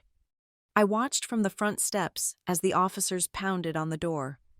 "Federal agents, open up!" It took 2 minutes. When the door finally opened, Adrian stood there in his silk robe. His hair was messy, his face puffy with sleep. For a second, he looked confused, like a grandfather waking up to a surprise visit. Then he saw the badges. He saw the guns on their hips. He saw Ava standing with the warrant in her hand. And then he saw me standing by the cruiser. The color drained from his face so completely that I thought he was going to have a heart attack right there on the threshold. He grabbed the door frame to steady himself. "What is the meaning of this?" he croaked. "Mr. Ortiz, we have a warrant to search this premise for evidence related to the estate of Harold Ortiz, specifically documents pertaining to the Northbridge Residential Group and financial records from 2007 to 2010. The lead agent said. Vivian appeared behind him. She was not wearing makeup, without her armor. She looked older, sharper, and terrified. She saw the police pushing past Adrian into her foyer, her sanctuary, and she let out a sound that was half scream, half gasp. "You cannot do this," she shrieked. "This is harassment. I will call the mayor." "Call whoever you want, Mrs. Ortiz," the agent said calmly, "but please step aside." They secured the house. Lena was brought downstairs, wrapped in a blanket, playing the part of the shocked child perfectly. She looked at me for a split second, her eyes wide, and I gave her a tiny nod. "It is okay. It is almost over." The search team moved with precision. They went for the home office first, seizing computers and boxes of files, but Ava directed the lead agent to the library. I followed them in. The room looked the same as it had in the video. The agent approached the painting of the Great Lakes. He ran his hands along the frame until he found the hidden latch. Click. The painting swung open. Vivian, who had been forced to sit on the sofa in the hallway, let out a moan of despair when she heard that click. She knew. She knew the game was up. The safe was locked, of course. "Do you have the combination?" the agent asked Adrian. Adrian sat in a chair, staring at the floor. He shook his head. I do not recall." "We can drill it," the agent said, "but it will ruin the wall." Adrian did not speak. "Try 10, 4, 48, I said from the doorway. The agent looked at me. It was my grandfather's favorite baseball stat. I said, "The date the Indians won the World Series." The agent turned the dial. 10, 4, 48. The heavy handle clunked downward. The door swung open. The agents began to catalog the contents. It was a treasure trove of the past. There were leather-bound journals where Harold had meticulously recorded his thoughts. There were stacks of manila folders labeled draft wills in Harold's handwriting. There were letters from Arthur Sterling, printed out and preserved, detailing the pressure Adrian was putting on him to change the bequest structure. But at the very back of the safe, tucked behind a box of old coins, was a small, silver USB drive. It had a piece of masking tape on it.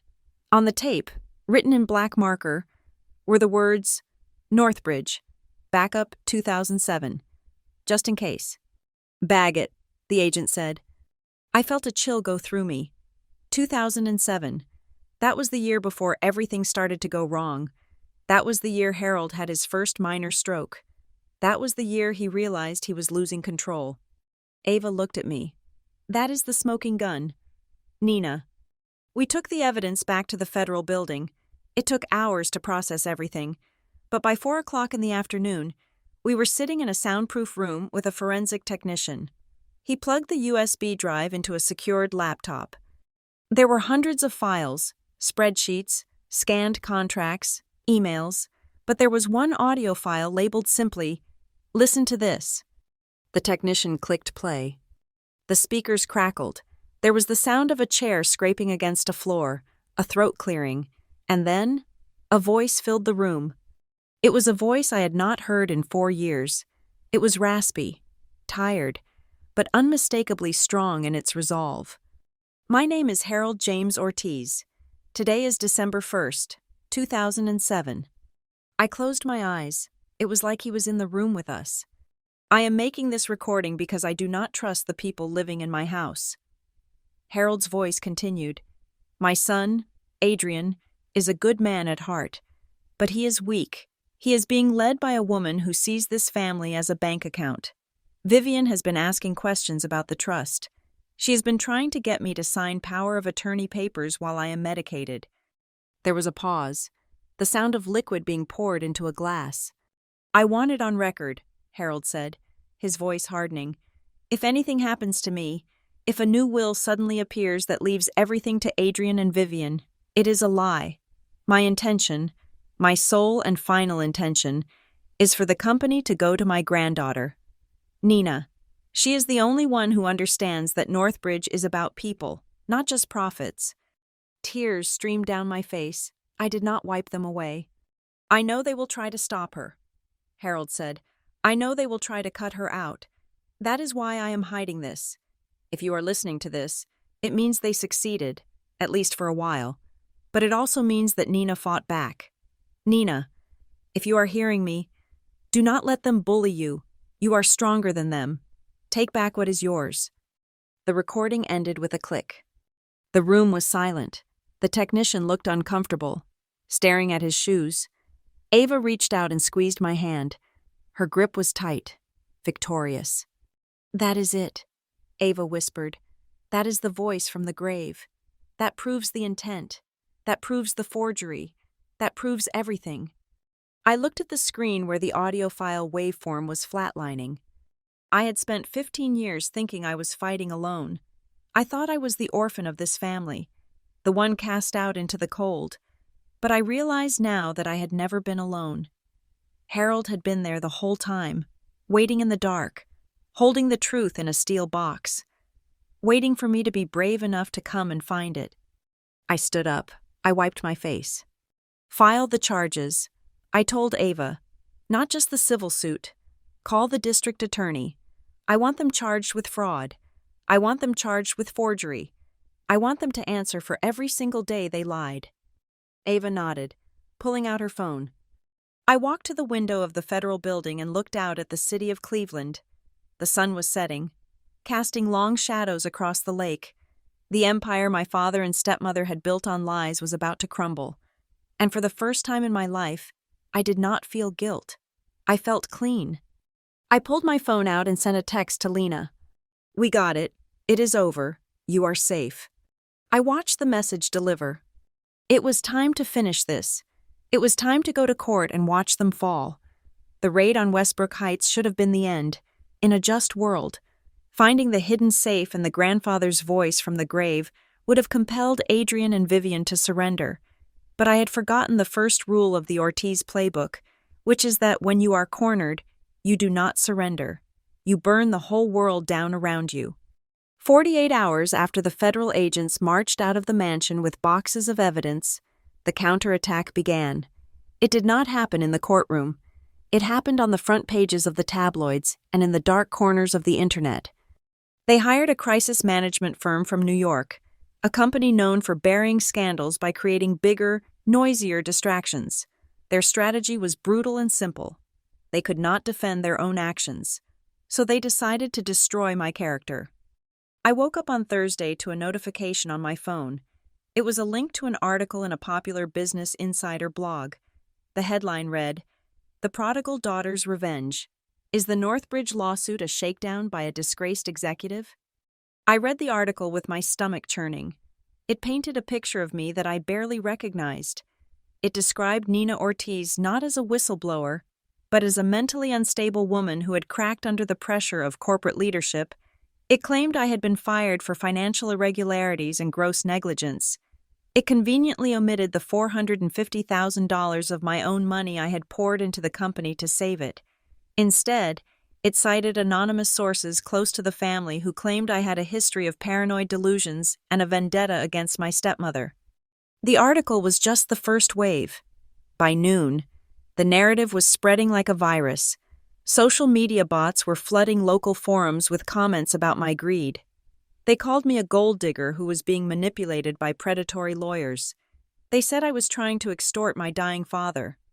Then came the emails. I was sitting at my desk, trying to prepare a tax return for a small landscaping client, when my inbox pinged. It was from the client. Dear Nina, due to recent developments and the publicity surrounding your family, we feel it is best to move our accounts to a different firm. We cannot afford the distraction or the association. Please transfer our files immediately. I stared at the screen. This was a man I had helped save $10,000 in deductions last year. Another email came in an hour later, then another, my freelance business. The small, quiet life I had built for myself outside of the Ortiz shadow was evaporating in real time. They were starving me out. They were making me radioactive. I called Ava. My voice was shaking, not with fear, but with a hot, impotent rage.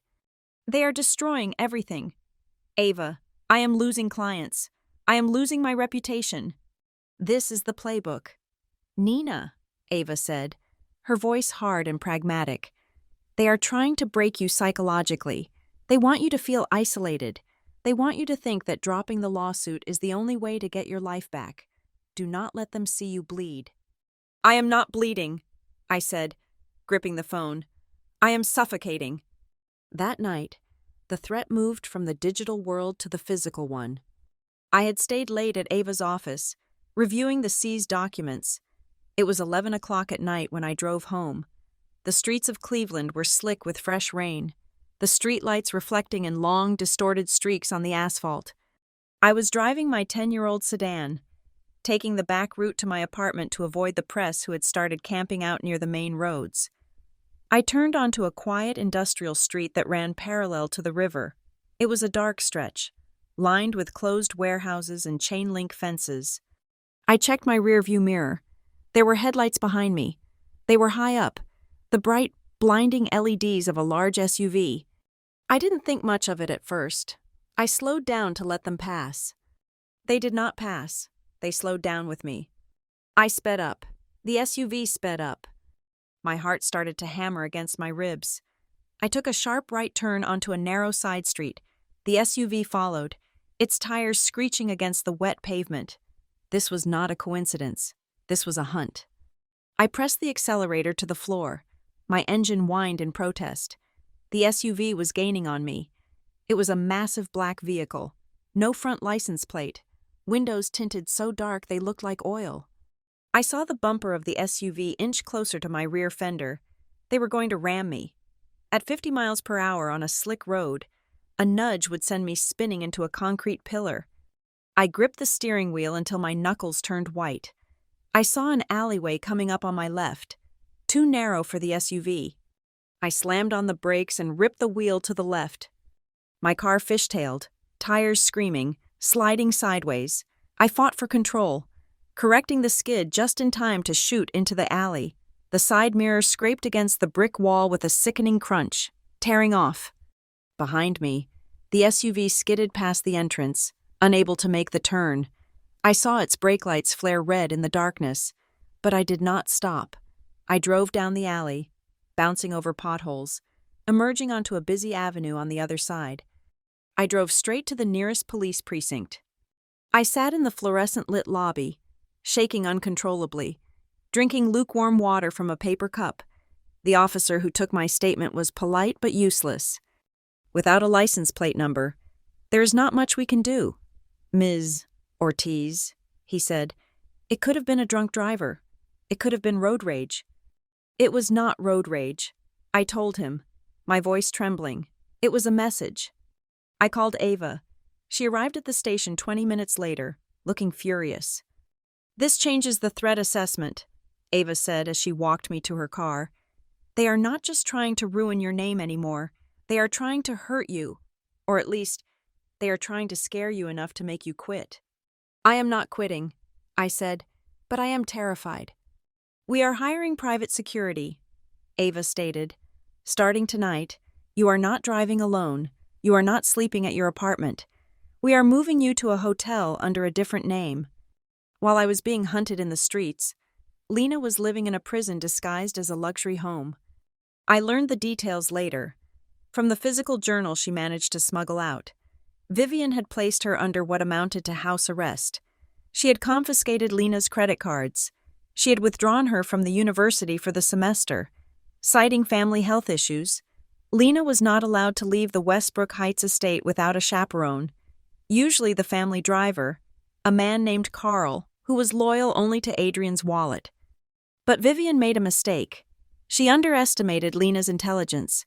She thought that by taking away Lena's phone and computer, she had silenced her. She forgot that pen and paper cannot be hacked. Lena began to keep a log. Every time Adrian and Vivian argued, Lena was there, fading into the wallpaper, listening. She wrote down dates. She wrote down times. She wrote down the names they mentioned. She noted that Adrian was drinking heavily, starting at 10 in the morning. She noted that Vivian was making frantic calls to offshore bankers on a burner phone. And she noted the way they talked about me. They did not talk about me like a daughter. They talked about me like a cancer that needed to be cut out. Mom said today that she wishes the car accident had been successful. Lena wrote in an entry dated 2 days after my near miss. She said it to Dad at dinner. Dad did not say anything. He just poured more scotch. They are monsters. I am living with monsters. The turning point came on a Tuesday morning, from a source we never expected. Ava and I were in the war room, trying to connect the dots between the shell companies and the threat against me. Ava's assistant knocked on the door. "You have an email," the assistant said. "It went to the general inbox, but the subject line is specific." "What does it say?" Ava asked. The subject line was, "For Harold's granddaughter, regarding Arthur Sterling." Ava and I rushed to the computer. The email was from a generic Gmail account, but the signature at the bottom read, Yvonne Drake. "Yvonne Drake," I whispered. "That was Arthur Sterling's executive assistant. She worked for him for 30 years. I remembered her. She was a stern woman with glasses on a chain, the kind of gatekeeper who knew every secret her boss kept. Ava opened the email. "Dear Miss Rodriguez and Ms. Ortiz, I have been reading the news. I see that you are finally asking the right questions. I worked for Arthur Sterling for 3 decades. I typed every will and every trust document he ever drafted. I knew Harold Ortiz. He was a good man. When Arthur suddenly retired and moved to Mexico, he told me it was for his health. I did not believe him. He left in a hurry. He left files behind. He ordered me to shred them, but I kept one box. I kept it because I was afraid. I saw the people who came to visit him in the weeks before he left. I saw Adrian Ortiz screaming at him in his office. I have a notebook. It contains Arthur's dictations from those meetings. I think you should see the entry from November 12th, 4 years ago. I am attaching a scan." I clicked on the attachment. It was a handwritten page from a legal pad. "Meeting with A. Ortiz, 2:00 p.m. Subject is hostile. Demanding alteration of H.O. estate plan. Informed him that client, H.O., is not competent to sign new documents. A. Ortiz made verbal threats regarding my pension fund. Then he became specific. He mentioned my daughter's address in Cincinnati. He asked if she still walked her son to school. I interpret this as a direct threat to my family's safety. I am terrified. He says if the will is not corrected by Monday, there will be consequences. I have to do it. God forgive me." The room went silent. The air conditioner hummed, but I could not feel the cold. I felt a fire lighting in my chest. "This is not fraud," Ava said softly. "No," I said. "This is extortion," Ava continued, her voice gaining strength. "This is racketeering. This is a federal crime involving threats of violence across state lines to alter legal documents." She looked at me. "This takes us out of probate court. Nina, this is not a civil dispute anymore. This is a criminal conspiracy. If we hand this to the U.S. attorney, along with the evidence of the payoff, Adrian is not just losing the company, he is going to prison, and Vivian is going with him as an accomplice." I looked at the handwritten note on the screen. He mentioned my daughter's address. My father had threatened a lawyer's grandchild to steal my inheritance. He had threatened an innocent child. "Do it," I said. Ava picked up the phone. "Get me the U.S. Attorney's office. Now." The investigation exploded. the FBI, already interested because of the financial irregularities, now had a predicate for a RICO investigation. They began to look into everything.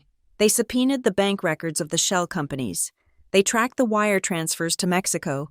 They brought Yvonne Drake in for a witness interview.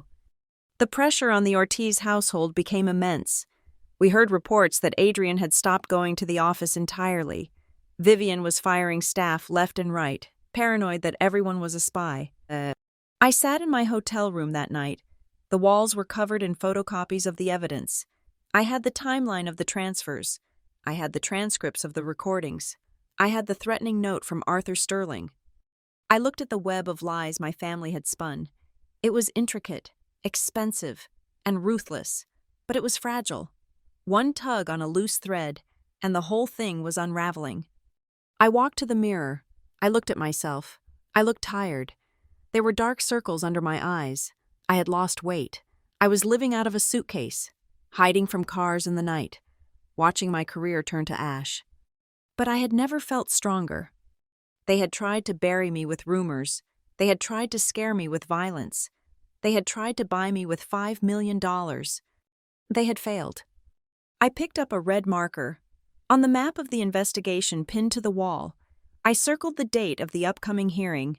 It was 3 days away. It was not going to be a negotiation. It was going to be an execution.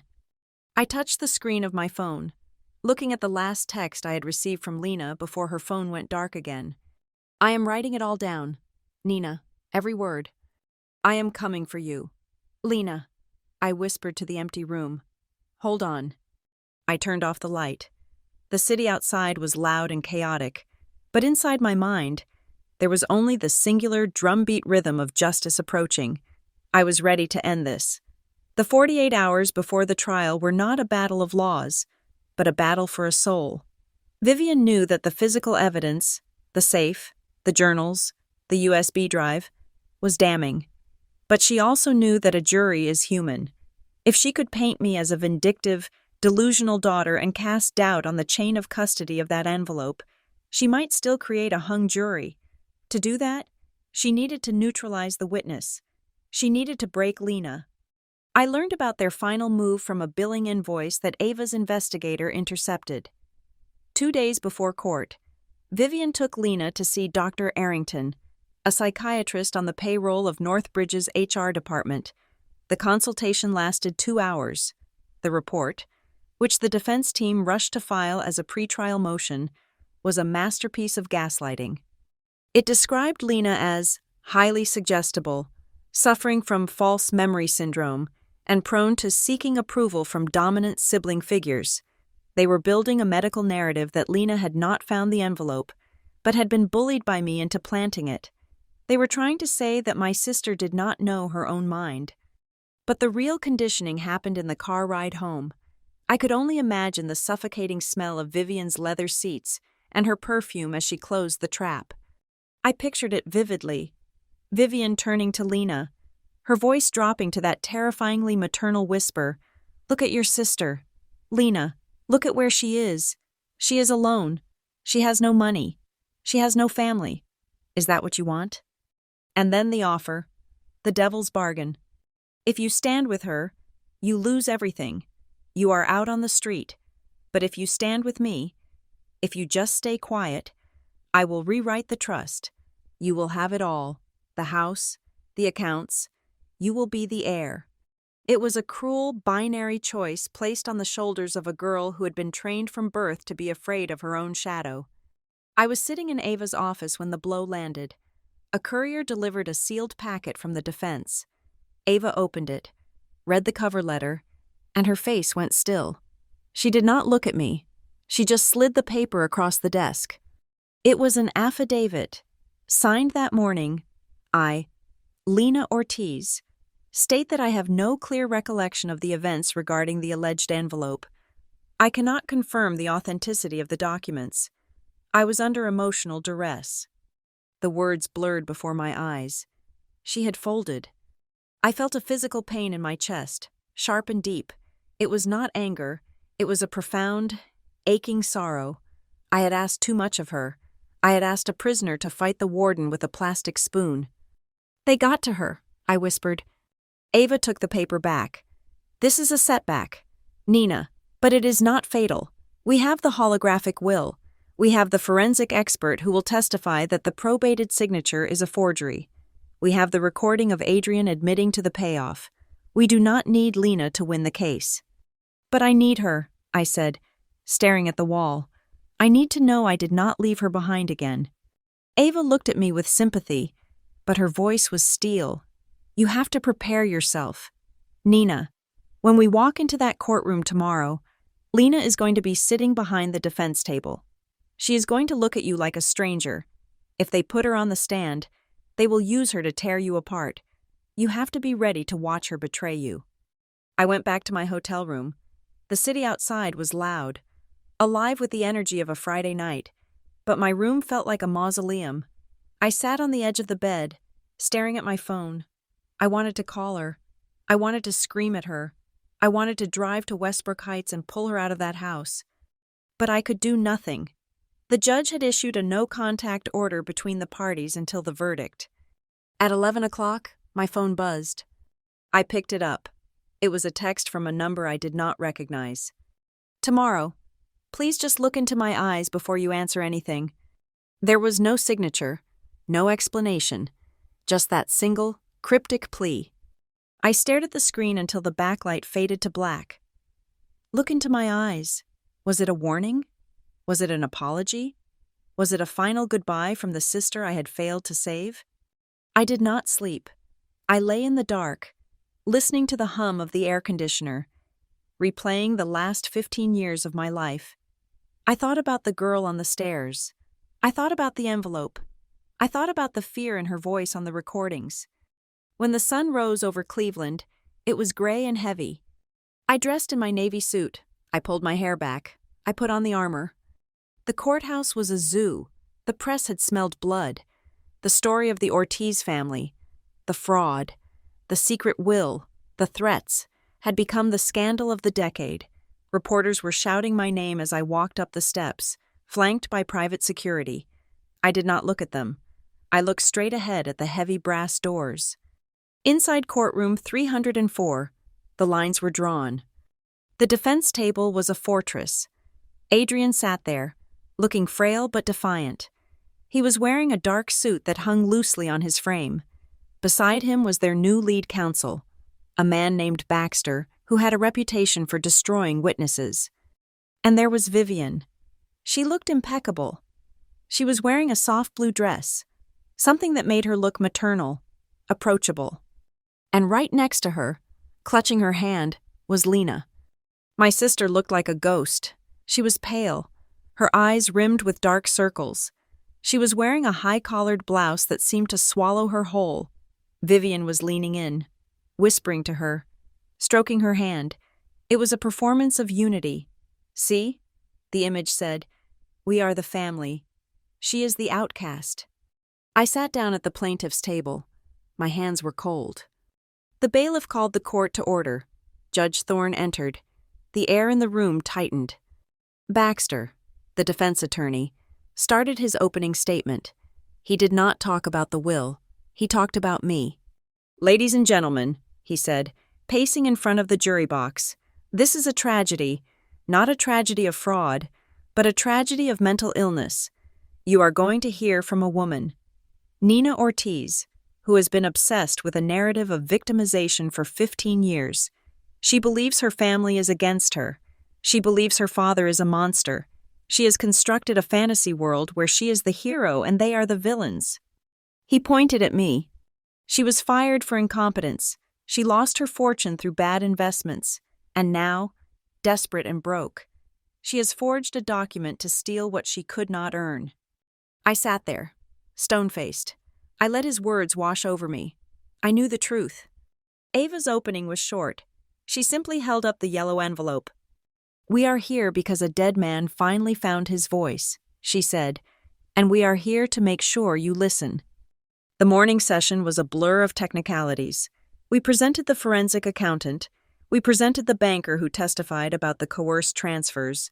The jury looked engaged, but skeptical. Financial crimes are dry. They needed emotion. After the lunch recess, the defense played their ace. "We call Lena Ortiz to the stand," Baxter announced. A murmur went through the gallery. This was it. The sister versus the sister. Lena stood up. Vivian gave her hand one last, hard squeeze. A reminder. A threat. Lena walked to the witness stand. She looked terrified. Her voice trembled as she swore the oath.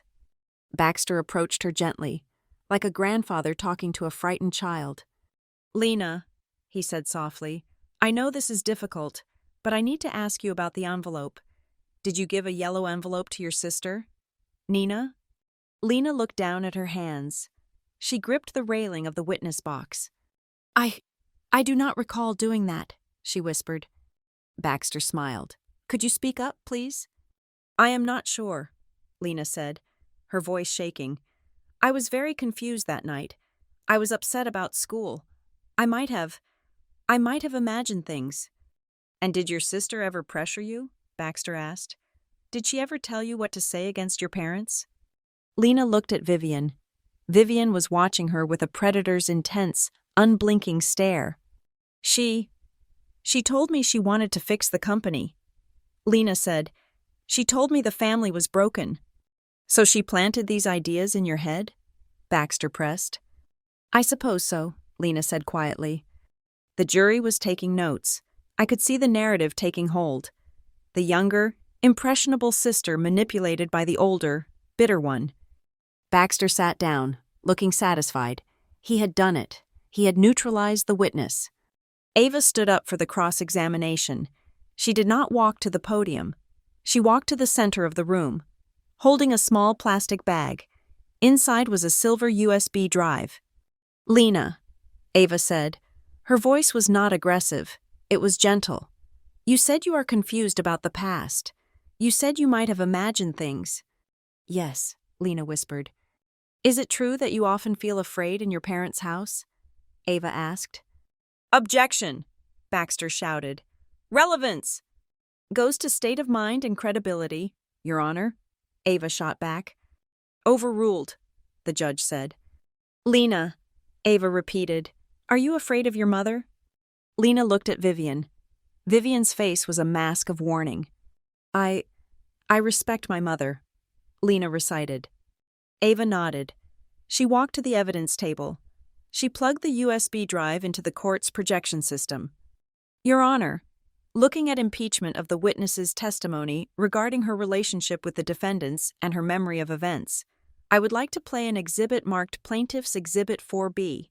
"What is this?" Baxter demanded. "We haven't seen this." "It was disclosed in the supplemental discovery this morning," Ava said coolly. "Counsel should check his inbox." The judge nodded. "Proceed." The lights in the courtroom dimmed. The large screen on the wall flickered to life. The video was grainy. It was black and white, shot from a low angle, hidden on a bookshelf, but the image was clear enough. It showed a study. It showed a 19-year-old girl, me, standing by a desk. It showed a woman, Vivian, striking her across the face. The sound of the slap echoed through the silent courtroom. It was a sharp, sickening crack. Gasps erupted from the gallery. On the screen, the younger Nina stumbled back. Vivian advanced. She kicked the girl on the floor. She screamed words that were distorted but audible. Ungrateful spy, disgrace. And then, the camera captured the man in the doorway, Adrian Ortiz, standing with his arms crossed, watching, doing absolutely nothing. I watched the video. I watched my own trauma played out on a 10-foot screen. I felt the phantom pain in my ribs. But then, the video shifted. The angle changed slightly as someone bumped the shelf, and in the corner of the frame, reflected in the glass of a cabinet door, was a face. A young, terrified face peering through the banister of the staircase. It was Lena, 13 years old, watching. The video ended. The lights came back on. The courtroom was dead silent. You could hear the hum of the electricity. Every pair of eyes in the room was fixed on the defense table. Vivian was staring at the table, her face pale as chalk. Adrian had his hand over his mouth. Ava turned back to Lena. Lena was crying. Silent tears were streaming down her face, dripping onto her blouse. "Lena," Ava asked softly, "who planted that camera?" Baxter stood up. "Objection! This is—" "Sit down, Mr. Baxter," the judge roared. Ava waited. "Who planted the camera? Lena?" she asked again. Lena lifted her head. She looked at the defense table. She looked at Vivian, who was now glaring at her with open, naked hatred. The mask was gone. The team was broken. Then, Lena turned her head. She looked at me. "Look into my eyes." I looked at her. I saw the fear. Yes, but underneath the fear, I saw the decision. I saw the moment she decided that she would rather be homeless than be a liar for one more second. I saw the sister who had walked through the rain to bring me the truth. She took a deep, shuddering breath. She wiped her face with the back of her hand. "I did," she said.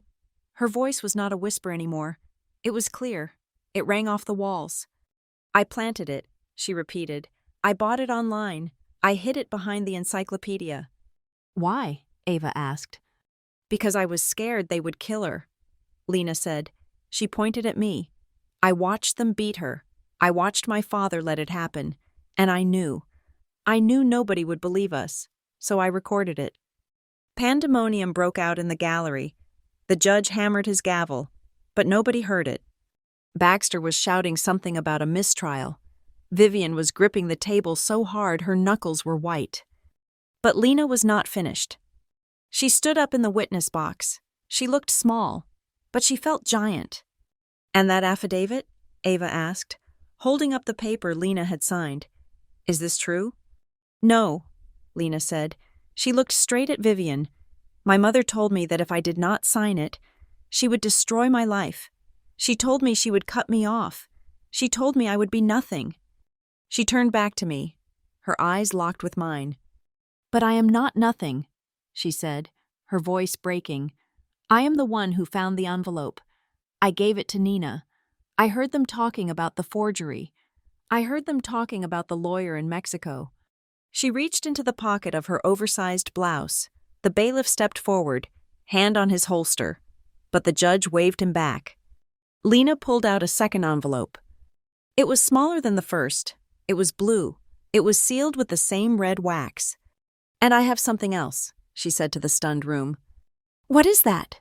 Ava asked, her voice barely a whisper. Lena held it up. Her hand was shaking, but she did not drop it. "When I found the first envelope in the safe, there was another one taped to the back of the drawer," she said. "I did not give this one to Nina yet. I was too scared. I thought if the first one wasn't enough, I would need a backup." She looked at Adrian, who was staring at the blue envelope like it was a loaded gun. "This one is addressed to me," Lena said, "from Grandpa Harold. And inside is the proof that he knew exactly what you were planning to do to him." The silence in the room was absolute. It was the silence of a dam breaking. I sat there, tears blurring my vision. My little sister, the weak one, the quiet one. She had not just defected. She had walked into the enemy camp, put on their uniform, and waited until the perfect moment to detonate the bomb that would end the war. Lena looked at me, and for the first time in 15 years, she smiled. It was a sad, broken smile, but it was real. "I told you," her eyes said. "I am on the right side." Ava held out her hand. "May I take that, Lena?" Lena handed the blue envelope to Ava. The judge looked at the defense table. "Mr. Baxter," he said, his voice ice cold, "I suggest you sit down. This trial just took a very different turn." I looked at my father. He was not looking at the judge. He was looking at his hands. He knew. He knew that the blue envelope was the final nail. The turnaround was complete. The victim was the victor, and the girl they thought they had broken was the one who had just destroyed them. The silence in the courtroom following Lena's revelation was heavy, thick enough to choke on.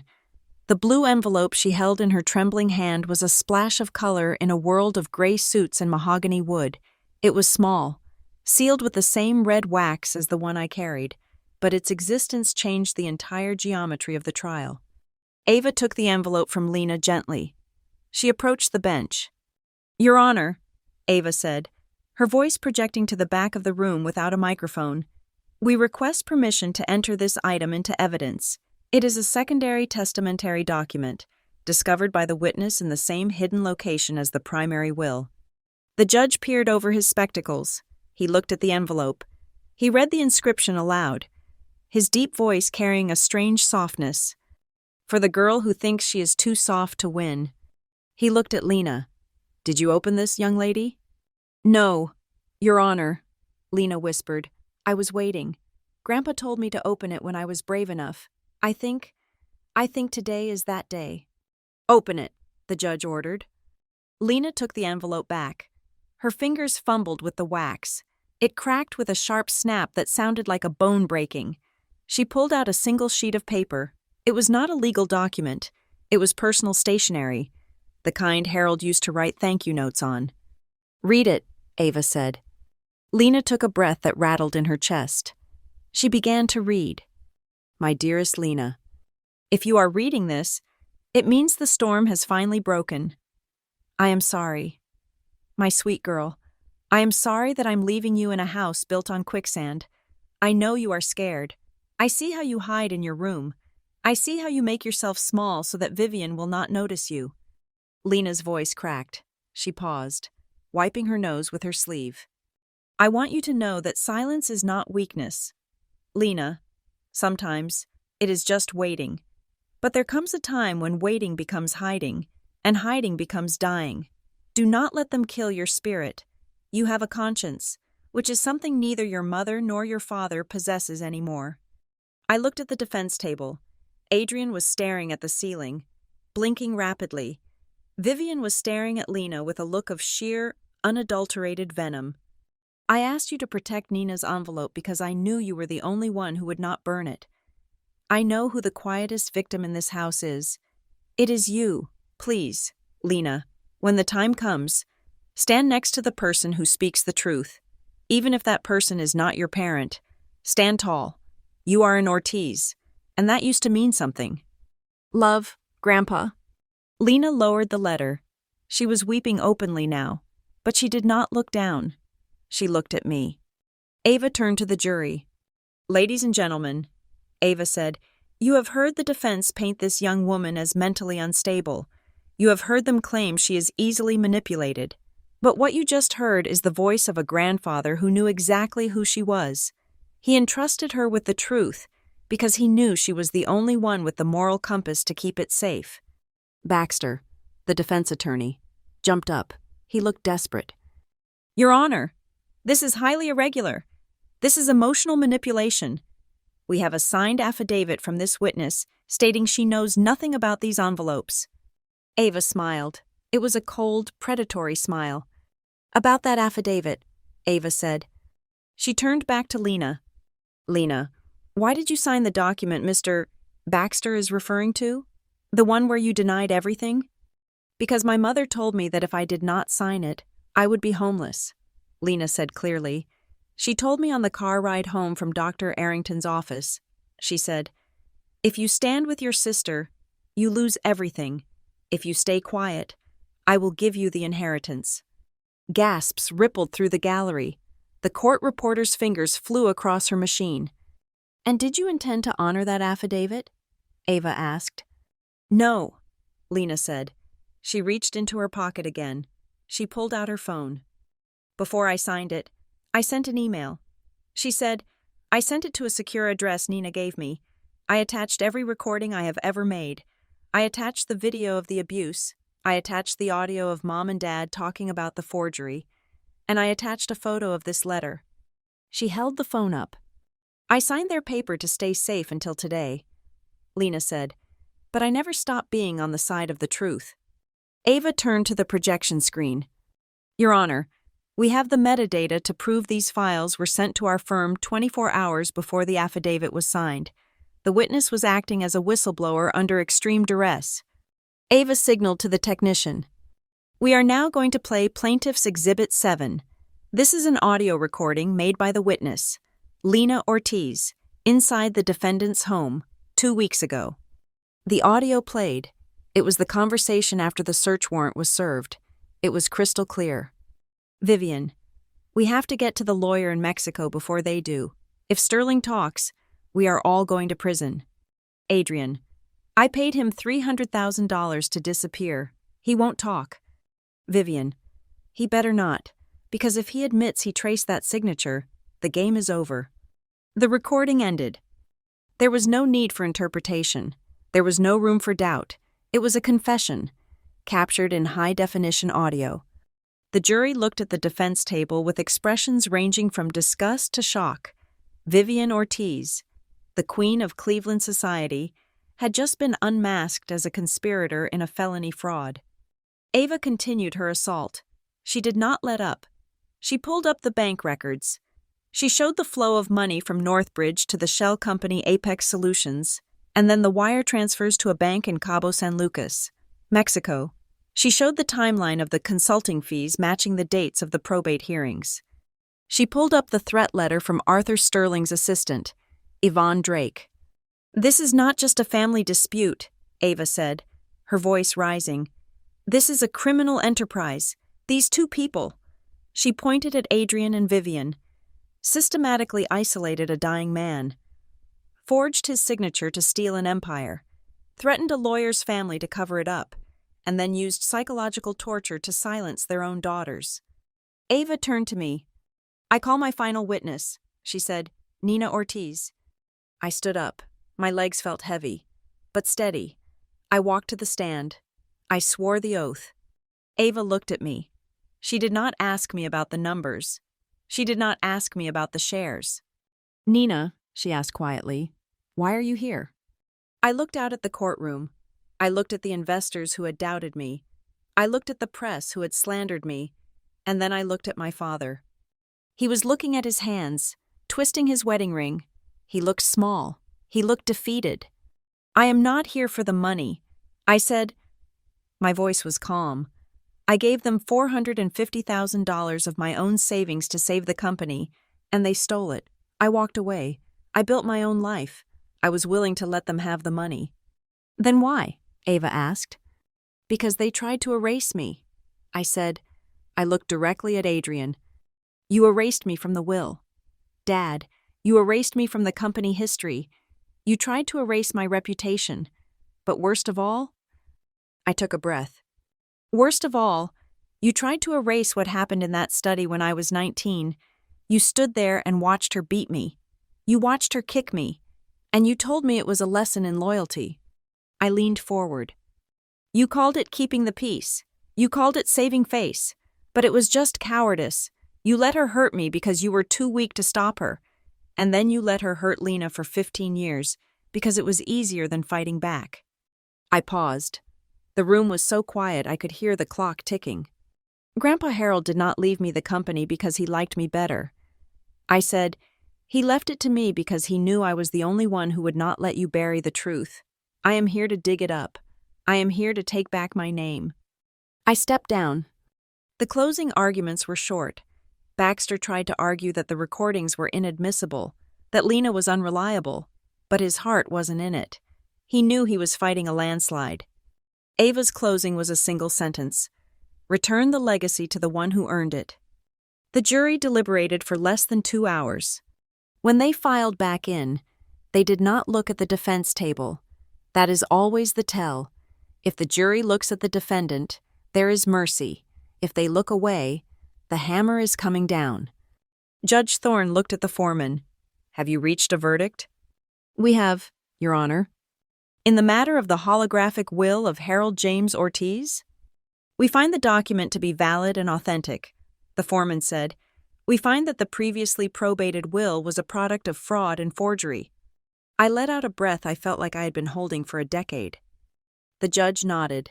He looked at Adrian and Vivian. His face was stern, etched with the gravity of his office.